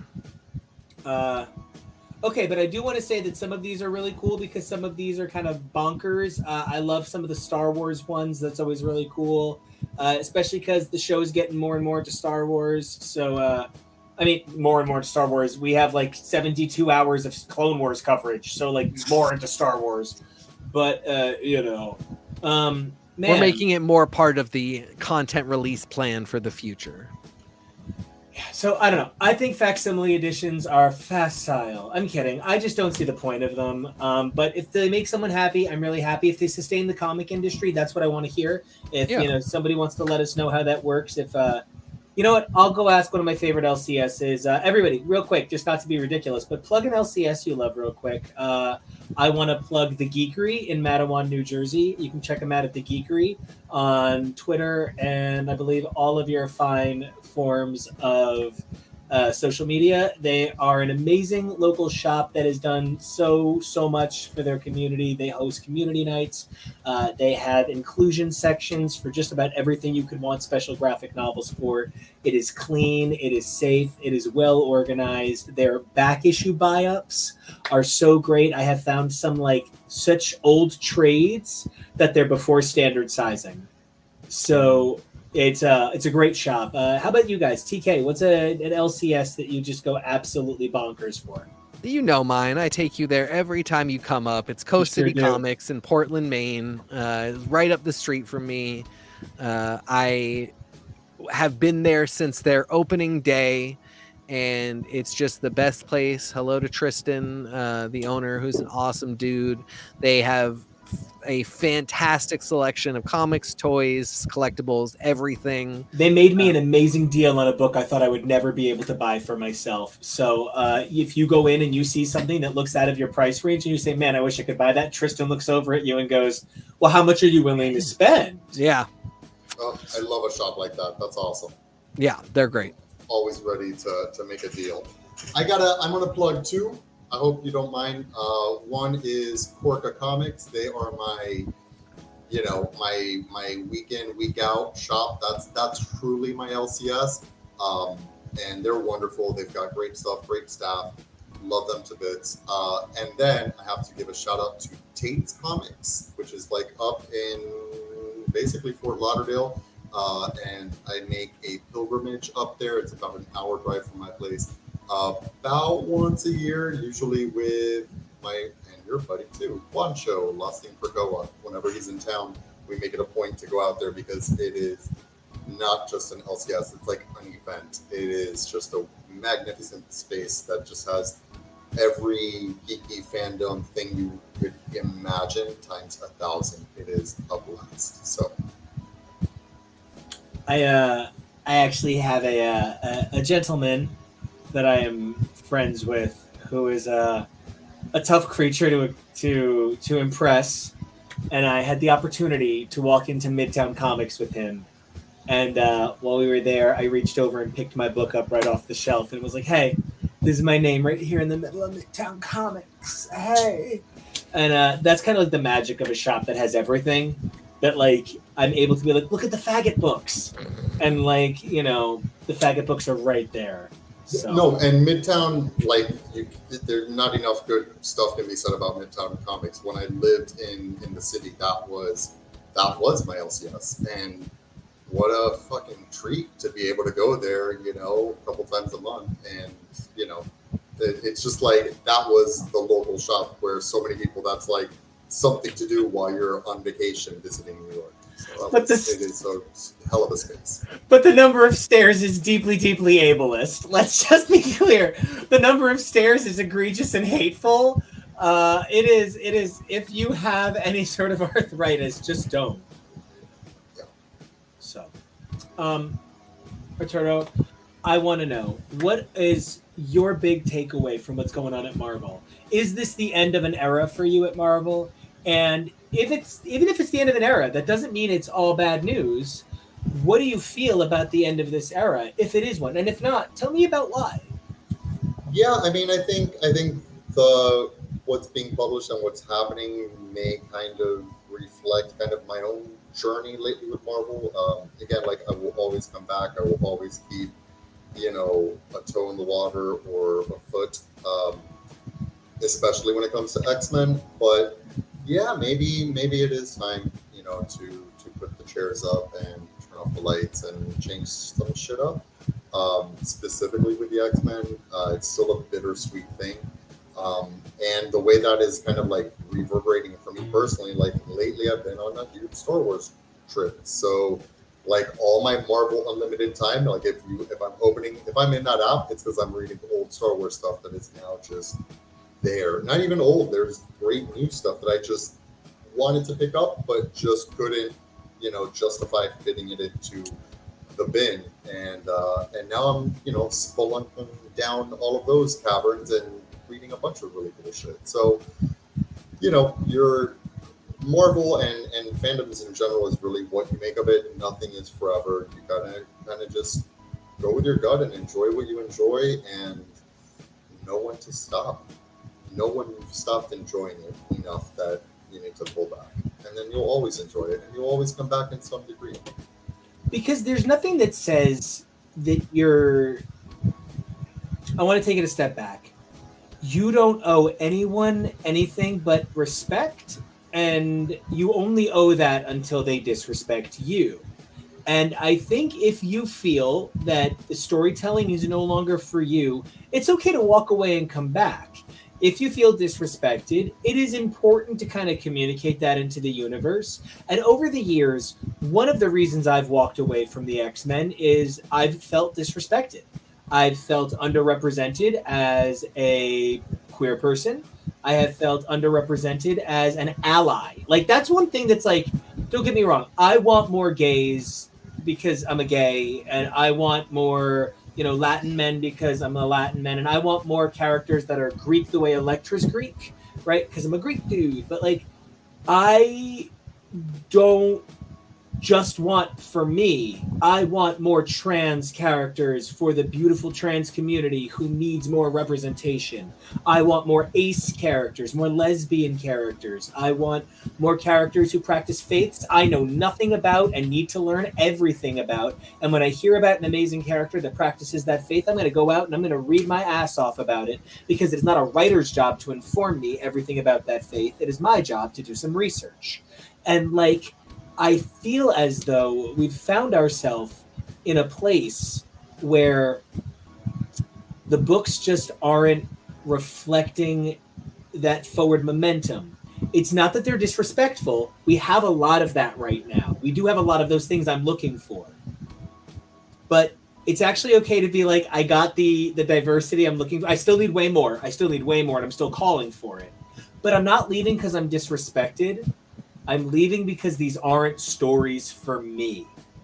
I'm still reading comics. I'm still reading X-Men actively, but I cannot call myself like a member of X fandom right now the way I could a year and a half ago, 2 years ago. Yeah, I think you really hit the nail on the head. And, I'm not sure that's where I'm going. It feels like that's kind of what's happening. But, I've been at a party thinking I'm leaving and gotten a second wind at some point, run into somebody before I left that really made me want to stay. So stranger things have happened. It just feels like a good time. Arturo, you made one of the, the best points to this, which is like, there's other stuff to be fans of right now. Like, Star Wars really is killing it good right now on so many levels. Star Trek across the board. So rather than keep fighting, because like I feel like in my heart X-Men is my original number one closest fandom, it's okay to be like, oh, okay, I'm gonna chill for a bit and then I'll come back. I'll come back in 6 months. It's never that long. That's where I am with it. Like, I still identify as an X fan. Like, I am still actively contemplating, an X tattoo, right? Like, it's something that is like part of me in a specific way. And yeah, but it's fine to change gears a little bit, and there's the thing that you actively want when it's coming out fresh on Wednesday, and there's the thing you can catch up on, in the app when you have time and you're not so worried about like what is happening as it's happening. I think that's really important, and I think you just kind of have to enjoy yourself. And yes, I just want to echo, Star Trek is so fucking good at this point that it's gotten me to go back and like I can't say like I'm a Trekkie. I'm not there. I don't want to like be a poser. I don't want to appropriate, but let me tell you, it is a blast. It is worth investing the time to watch the old stuff, and I love all the new stuff. I love Picard. I love Discovery. I know that's maybe a controversial take for some people, but Discovery's I dug great. all of it, and I dug it. I love Michael Burnham. Michael Burnham, I would follow into any black hell. I would follow Michael Burnham straight to hell into hell. Yeah, let's go. For me, the actual the crown jewel right now is Strange New Worlds, which is just like It's exactly the Star Trek of my heart, and we got Jonah to start it. And as an occasionally unsure how to interact engineer boy, Jonah really relates to Spock in a very sweet way, and it's a great time. It's really anyway. Also, I have to give flowers to Lower Decks. I don't know if anybody here It's so good. It's so good. It's so great. funny that even when I didn't get a lot of the references, I would actively ask friends on Twitter, what is this? That I started watching The Next Generation because I enjoyed Lower Decks so much, and it's wonderful. And it is a perfect comedy. Yeah. well, Ed, we're going to be covering something on this show that Arturo, I believe I've asked you a little bit about it, but Arturo, would you be our show's date and help us enter the world of Transformers when Rise of whatever the animal people that's coming out is? Beasts. Yes, I'm really excited. We're definitely going to be covering. We're going to go back and do Bumblebee, and we're going to grab this one. And I'm really excited because Transformers is something that I visually love and cerebrally desire to know more about. And it feels like a really hot, sexy time. Transformers is such a tricky thing because there's so many different versions of it. The movies do not jive with anything. They do, but they don't. And you kind of have to really just enjoy everything for what it is. I'm not actively, this is one of those where right now I've downshifted a little bit. I'm not following it week to week what's coming out in the comics. But I've read a ton of the comics. I have a ton of trade paperbacks. So kind of my concept of Transformers is not exactly current, but it's pretty deep. And and I'm just always down to talk sentient transforming robots with huge personalities and great code names. Well, until we have you back, TK, ask Arturo where everyone can find him. Arturo, where can everyone find you? Here sometimes, and at Mr. Toybox on Twitter and Instagram. Well, we can't wait to have you back. Thank you so much for being with us tonight. Thank you, guys. It's been a pleasure and a privilege. Love you guys. See you soon. Love you. See you soon. All right, Mister. Now, all right. You and I got a guy or two, a couple scores to settle up real fast. We got some stuff to talk about. I'm knocking over my mic. All right. Listen. Nailed it. Now you can't hear me though. Flowers every fucking where. I am truly and deeply madly frustrated with the end of Avengers. Really? I really don't feel like there was any sort of story beat here that paid off what I have been reading for what now feels like 100+ issues, all said and done, between Heroes Reborn, Avengers Forever, the Marvel Nows, the 1,000-page story, the 1000 BC story, let me put this to you. If you did not know that Jed McKay's Avengers was the next thing coming out, if you did not know what was coming out for the Avengers after this, do you think you would be as bummed? Okay, that's a really great question. I think I want to interact with it on a couple of levels. There's an honest level, and there's a level where I know I'm lying to myself. Yeah. I'm lying to myself if I said that great writer who I really like, Jed McKay, was the choice for me for this book. That's the problem. The Avengers are cops, and I get a little ACAB about it. And I think that's like when people are like, of course, the God in Judgment Day was the worst because of Tony Stark. I'm like, sure. Or it's the literal mass murdering, insane person. And so I do eugenicist. Understand. Yeah, I couldn't think of the word. I just could brains. I really do agree that, these characters are flawed, but they're not horrible. They are just kind of boring. And I don't think Wanda is boring. I don't think T'Challa is boring. I don't think Vision's boring. Sam's not boring. Carol's not boring. Thor's not boring. Iron Man's not boring. But you put them all together, and they all have to fight the same interdimensional threats against time. And now we know it's going to be versus Kang, and that started in Timeless, and now it's building up to a thing. But now all of the Kang plans might be up in the air because of some stuff going on with Jonathan Majors. And I find myself wondering how much of this is signaling the thing I was talking about a few minutes ago. I do feel like we are really reaching a point with the end of modern print comics as we know them. This just isn't the same universe that the Marvel universe can exist in. If the Marvel Omegaverse is this bigger picture that is all of the fictional entities of the entirety of the Marvel universe, and I'm saying bigger than just like the films, I'm counting t-shirts. I'm saying the universe that is pencils and erasers, right? If we're saying this, right, like Omegaverse of Marvel needs to be guided in some way, right? That there's some bigger arching plan here. I feel like then the comics are now just kind of the pencils and the erasers. And they're not the money-making industry. They might be the storytelling industry, and they are so much more important than pencils or erasers. But they're affected by a bottom line in a way that corporations need to be. Marvel was not bought by Disney because Marvel was in such a great place. Marvel was bought by Disney because DC was already owned by Warner Brothers. And how the hell was Marvel going to keep up in a world where they had to make movies to stay alive?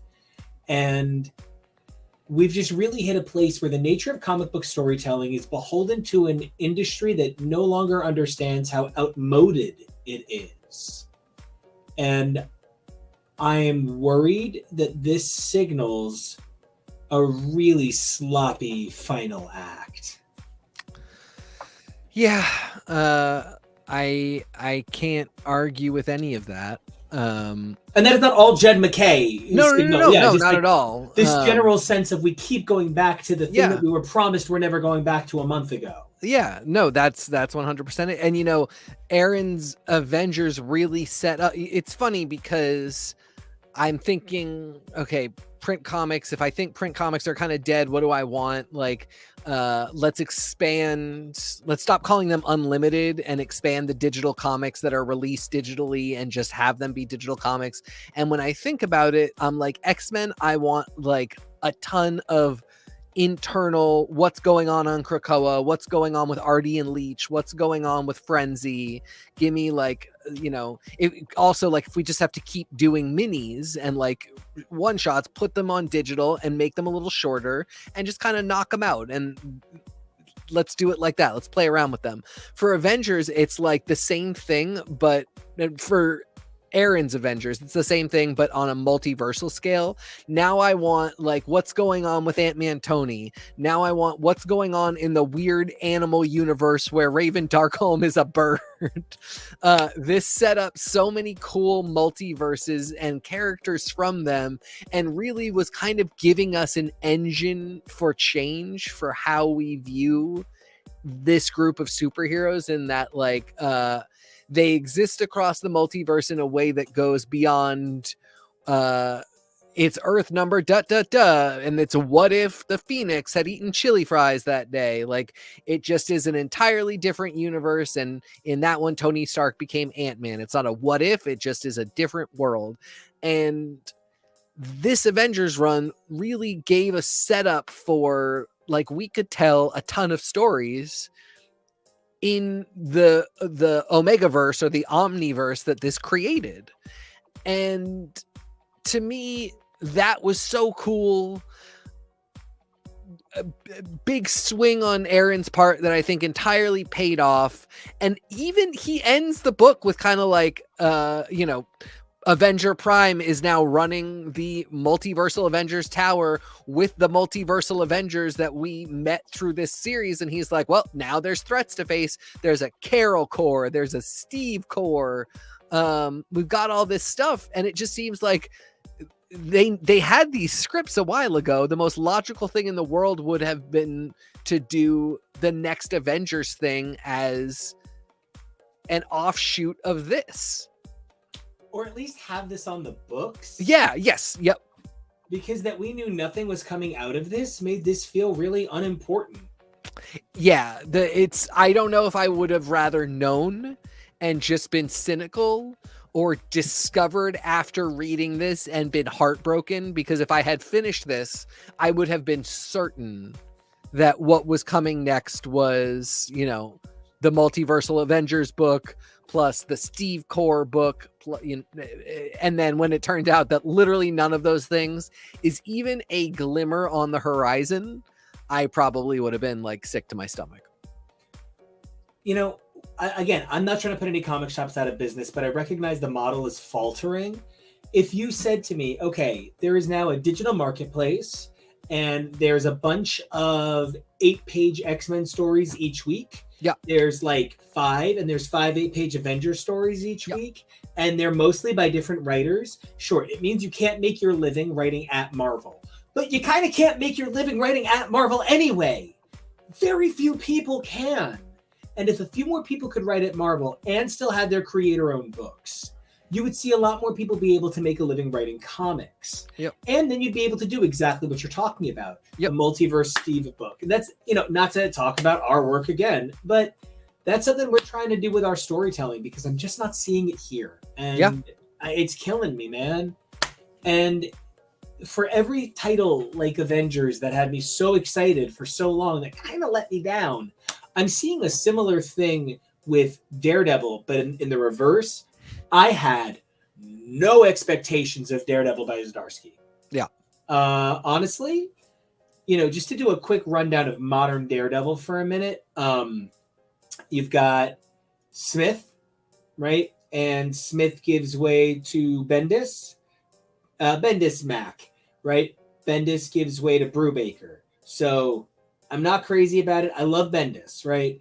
Then you got Brubaker, not crazy about it. But then you've got Shadowland, really not crazy about it. Then you've got Wade, love Wade. Then you've got Sewell. I don't love Sewell. However, with the exception of like a really short Jed McKay 5-issue thing in between, I really love the Zdarsky run that comes out of the Sewell era. And I had, again, no expectations of it. To me, he was the artist on Sex Criminals. So how was he writing Daredevil? And then it turns out to be amazing. And I'm going to jump back for a minute in our conversation. And it might seem a little out of place, but it's actually very... I always trust you. I am really excited that Kieran Gillen's Sins of Sinister is over and his Judgment Day is over, and I'm glad he's sticking around. But Kieran Gillen just ended some major stuff on the X-Men, and Jason Aaron just ended a major multi-book run, sort of like his Wolverine and X-Men back in the day. Why are we saying goodbye to runs by the same writers that we said goodbye to runs from 10 years ago? Why did we move backward? And it's for 2 of my all-time favorite writers. I have a Jason Aaron book hanging right there, and I have like the complete works of Kieran Gillen both under my bed and stored in my wet dreams for the rest of my life. And I love these creators. They're incredible. But why are they doing the flagships again 10 years later? They're not better writers. They're not improved. They are improved. But something I also recognize is they can sustain titles outside of Marvel where somebody else needs that leg up yet. And it is like you said, wow, we're doing Sinister again. This is more major run Sinister, who was the villain of Kieran Gillen's AVX narrative. Yeah.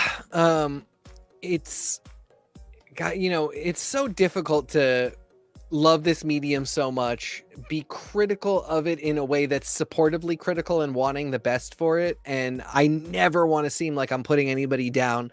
I cut my teeth doing this type of critique on our MC2 coverage and talking about Tom DeFalco, who is like will never hear what I have to say, does not care. That run is 20 years old. It so does not matter. But like a run that I loved, that I think is so important, that he deserves so much credit for, that he wrote 200 issues of, I maybe think he should have written 50. Not because he's not a great writer, but because nobody really should be writing more than 50 after the year 2001.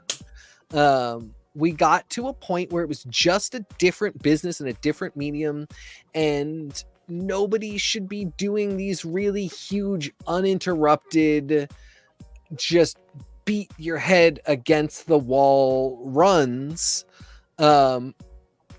And then they shouldn't just keep getting them over and over again because they're the person that it doesn't do them any favors. You know, it's not going to be their best work. It's not going to be interesting.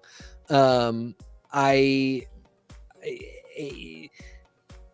years, 3 years, 24 issues, 36 issues. Sure. Maybe that's still a phenomenal run. That gives you time to do a lot of stuff, but, you know, getting the flagship every time, setting the tone for the crossover, being the guy who has to do all of the blog interviews where you talk about your intention for this crossover and why this one really is different from the last one, and you swear it's not just going to all reset, it's not all going to just be a dream, and then it turns out it was all just a nightmare, and you're like, I said it wasn't just a dream. That makes you seem like a jerk. Like, it's not easy to sustain being in this position.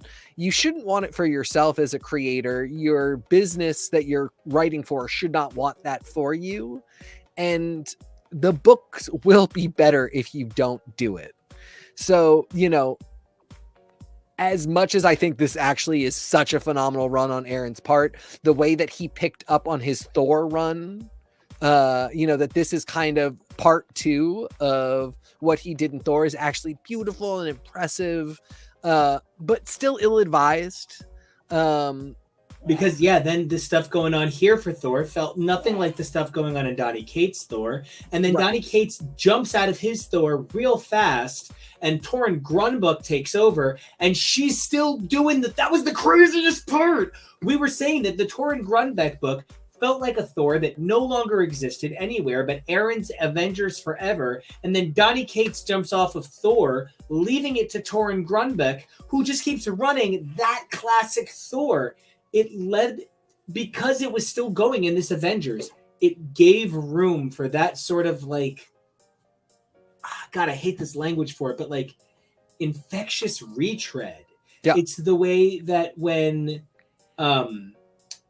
JMS jumped off of Thor and Gillen jumped on, and then Fraction came in, Gillen came in with Journey into Mystery, and it was because that thread was still able to be picked up, it actually wound up just blowing Fraction's Thor out of the water, man. Yeah. Yeah, I'm sad that this Avengers run turned out to be 125 issues uncelebrated. I don't think Avengers Assemble Omega got the fanfare Avengers Assemble Alpha got, because Omega was too close to Avengers #1. And they can't push 2 books back to back like that. So it got the short end of the stick, and they let a run that actually started in a lot of ways in 2013 with Thor, God of Thunder #1. They let a run that ran 10 years just kind of die. And that's why I say, like, I don't think people should get runs that long, because if your company isn't in a place to support you as the author of a magnum opus 10 years in the making, you have been screwed out of something you deserve, which is that victory lap. So, you know, if I can say like, hey, don't give that to the next big writer that I love, it's not out of like, he's a bad writer, don't give it to him. It's out of, we clearly don't have the infrastructure in place to lift up creators who do these kinds of big works anymore. And what it results in is one of the most important runs of, I think, comics at all, because that transfer from MC unification to comicsification post Endgame is so huge. a whole generation of people, kids, not just kids, because like there were probably adults that were coming to comics for the first time out of this, but to really have to be the person that says like, oh, you know, the big names, here's what they're like on the page. Massive undertaking. Very well done for all the critical thoughts that I had. You know, Heroes Reborn is a beautiful mess. I am so glad it exists. I'm so glad we covered it. I probably, if I had been in a boardroom, would have said idea not approved. But you know, it is a sprawling attempt. You know, I given that it played next to House of X and Powers of 10, I think it really did not get the recognition it deserved for doing as weighty a job as House of X and Powers of 10 did changing the X-Men. Aaron's run did changing the Avengers in ways that it needed to. And yeah, this really should have been a massive celebration, Omega, and all of these last 10. And you know, my second read through of the actual story, I actually think I loved it a lot more than I did reading it right when it came out all the way to the end. But more than that, I really do just notice that like the culture and the infrastructure are not supportive of this title. You know, I know we had originally had Daredevil and Punisher to talk about as well, but I just feel like it doesn't fit in with what we're talking about here. We're talking about so many things that are like kind of like bummer ends of an era, and I feel like these are a little bit more celebratable. I think I want to hold off this discussion for when these two books are over. Yeah. And we can have Tori back, we can have Blake back. I would love it. Have the unbelievable voice of Tim Burnham back. Yeah. And be able to really talk about these and maybe even get a little bit more information on this Taboo story with the wonderful B. Earl, who I almost said Taboo and Bebop. It's okay. I always say Wyndham Earl. Oh, okay. The Great Northern Hotel. So, all said and done. Yeah. If we could see that slide of all of the ending titles again. Oh, no, Fallen Friend. Right. Thank you. I have nothing to say about the Cap stuff because I haven't read enough of it yet to really have an opinion, and I'll have an opinion as soon as I've read more of it. But I am so over this kind of advertising. Yes, I think this is a big part of what we really need to talk about. The run itself is good. It's good. It's interesting. It does a thing. That's fine. But yeah, don't ever give me a black cover with stylized writing and a weird catchphrase. All will be revealed. No, I don't think all will be revealed. Nope. All will not be revealed. You'll string us along for like 6 months. Then Bucky will be dead, but then he'll wake up in hell and be told like, you can actually leave anytime. So you're not really dead. And then just the cycle repeats again. And this is it. This is the thing. Like, we're just sitting here being cynical, and it's not unreasonable for us to be this way because this is what happens every time. And this is what we're saying. Change this. Don't be doing big run with a flare finale in which a thing happens and then we get a solicit that tells us this is the next thing, and you can tell based on who was in the last issue of the big run and who isn't listed in the solicit who is probably the person. This isn't a way to live your life, and this isn't a way to publish, and it's not a way to read as a fan. Let's do it differently. I know that we can change this model. I know we can. That really is it for me. I mean, I'm not done with comics. I'm not done with Marvel. I'm not done with X-Men. I'm not done with any of this stuff. But I am done giving it. And this is, I think, what happened. And like, I don't know. I guess I'm talking about it on air a little bit more than I thought I would. But when we ended X's for podcast to bring it over to X's for show, I think part of it was I wanted to change. But part of it was I wanted to get on camera and be able to like look and talk and like interact with my friends. And I think it wound up being an amazing jumping off point for so many of us because the books just haven't been the same in a while. And it's it can't be a show that I edit 3-hour episodes a week anymore, because what Marvel's producing for me isn't 9 hours of content, which is 18 hours of recording, which winds up being 30 hours of production. It's just not that kind of movie, honey. So I don't feel the need to do that when I want to celebrate the amazing movies Marvel is making, the amazing television shows Marvel is making, some of the other programming brought by the Disney company with Star Wars and with all of the other things we love in those families. I love these worlds. But right now, we're just not going to do it the same way. That's all it comes down to. Like, yeah. If we're saying things need to change, publishing needs to change, and publishing is not changing, I'll change as a reader. Exactly. I'm not going to keep doing weekly at the shop, getting my books, reading them all first thing Wednesday morning, or, if I have to work, it's Wednesday night. I'm getting on Discord with you immediately, talking thoughts. And like, that's one of the really big things is like, we've been having less to say to each other about them every week because it's just not, the stories aren't happening the way that they used to, such that like this boom thing we need to talk about. Can you believe it? It's much more like, I am confused. And I don't want to keep having that conversation. So yeah, I'm still a fan. Not going to get rid of any of this stuff, but I will change my behavior in hopes that publishers will change their behavior. Well, unless you got more on comics right now. And of course, please, if you've got more on comics, hit me with everything you got. Otherwise, let's talk about a little bit of change of behavior. Kevo, you want to hop on in, handsome?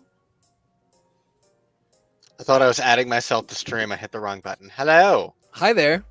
Hi there. So we've got some exciting programming coming up, and I have to actually look at my comic list. I have to look at my spreadsheet, right? Spread them sheets, grr. Today marks sort of like the end of regular comic coverage, though we are going to continue having comic coverage in there. Next week represents a bit of coverage that I can't believe the guys are excited about doing with me. The Final Fantasy Pixel Remaster series. If you just want to know how successful this thing is, it's been out for 2 years and it finally came out on Switch. It sold out before it came out, and now the secondary market on eBay is like $750 a game. So good gracious. We're going to also be talking about Theatrhythm Final Bar Line, which is a Final Fantasy adjacent game. I'm really, really excited about that.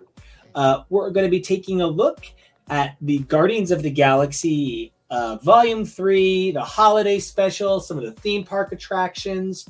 Excited about all of that.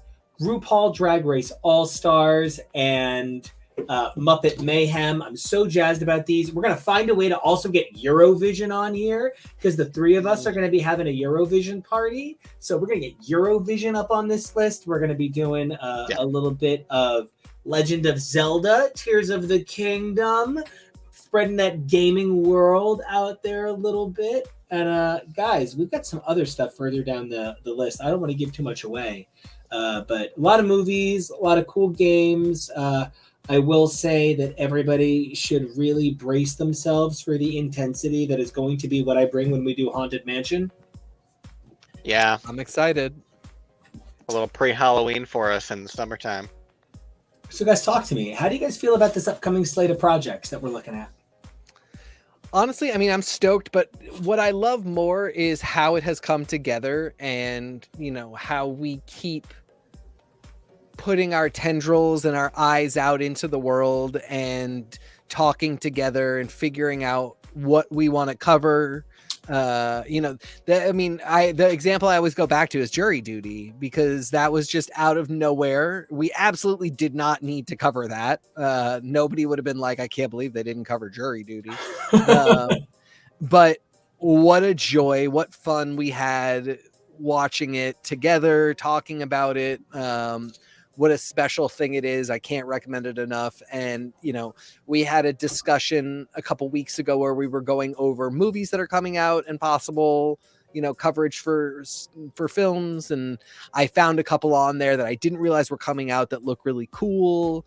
And it just made me really excited. And I'm excited to do that for games, for TV, for everything. It's really fun. And, you know, please, viewers, listeners, if you have stuff that you would love to see us cover, you know, like, comment, be in touch with us. We would love the recommendations. You know, send us a DM or a tweet. We'd love to know. Yeah. Well, and you know, I really concur with everything that Teak is saying. I've loved being able to be more actively involved with the show, and I love that we're not all always more actively involved with the show at all times, though. Like, I took more of a back seat for comics. I know that Teak had less to say about musicals, but he was still super enthused and engaged.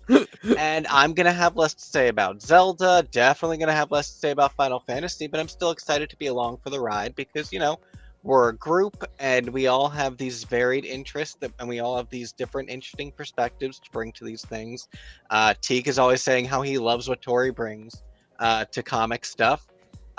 Before we go, one of the things that I wanted to point out before I forget, something that we covered a few weeks ago on the show, reached a very fun landmark this weekend. The Super Mario Brothers movie cleared $1 billion. Is the first film of 2023 to do so. Congrats. First video game movie to do so. Cleared it in under a month. You know, I think probably it's likely Guardians is going to reach it, but hey, now Mario reached it first, and that is a really cool thing. And it was really cool for us to have covered it and talked about all the different adaptations and different forms of media there have been for Mario so far. And so stuff like that is just really fun, and it's been really cool to engage and branch out into different content like that. I've loved it. And while I know this isn't the last time I'm going to be using this amazing background, it's the last time this is going to be like my main man on the show, because we're going to be looking at so many amazing media projects. And until we do, Kevo, where can everybody find you? Oh, well, you can find me on Tweeters and the Gramercy at KevoReally. That's KevoReally. And I really have a plan to start using my Insta more soon. I promise. So go and enjoy.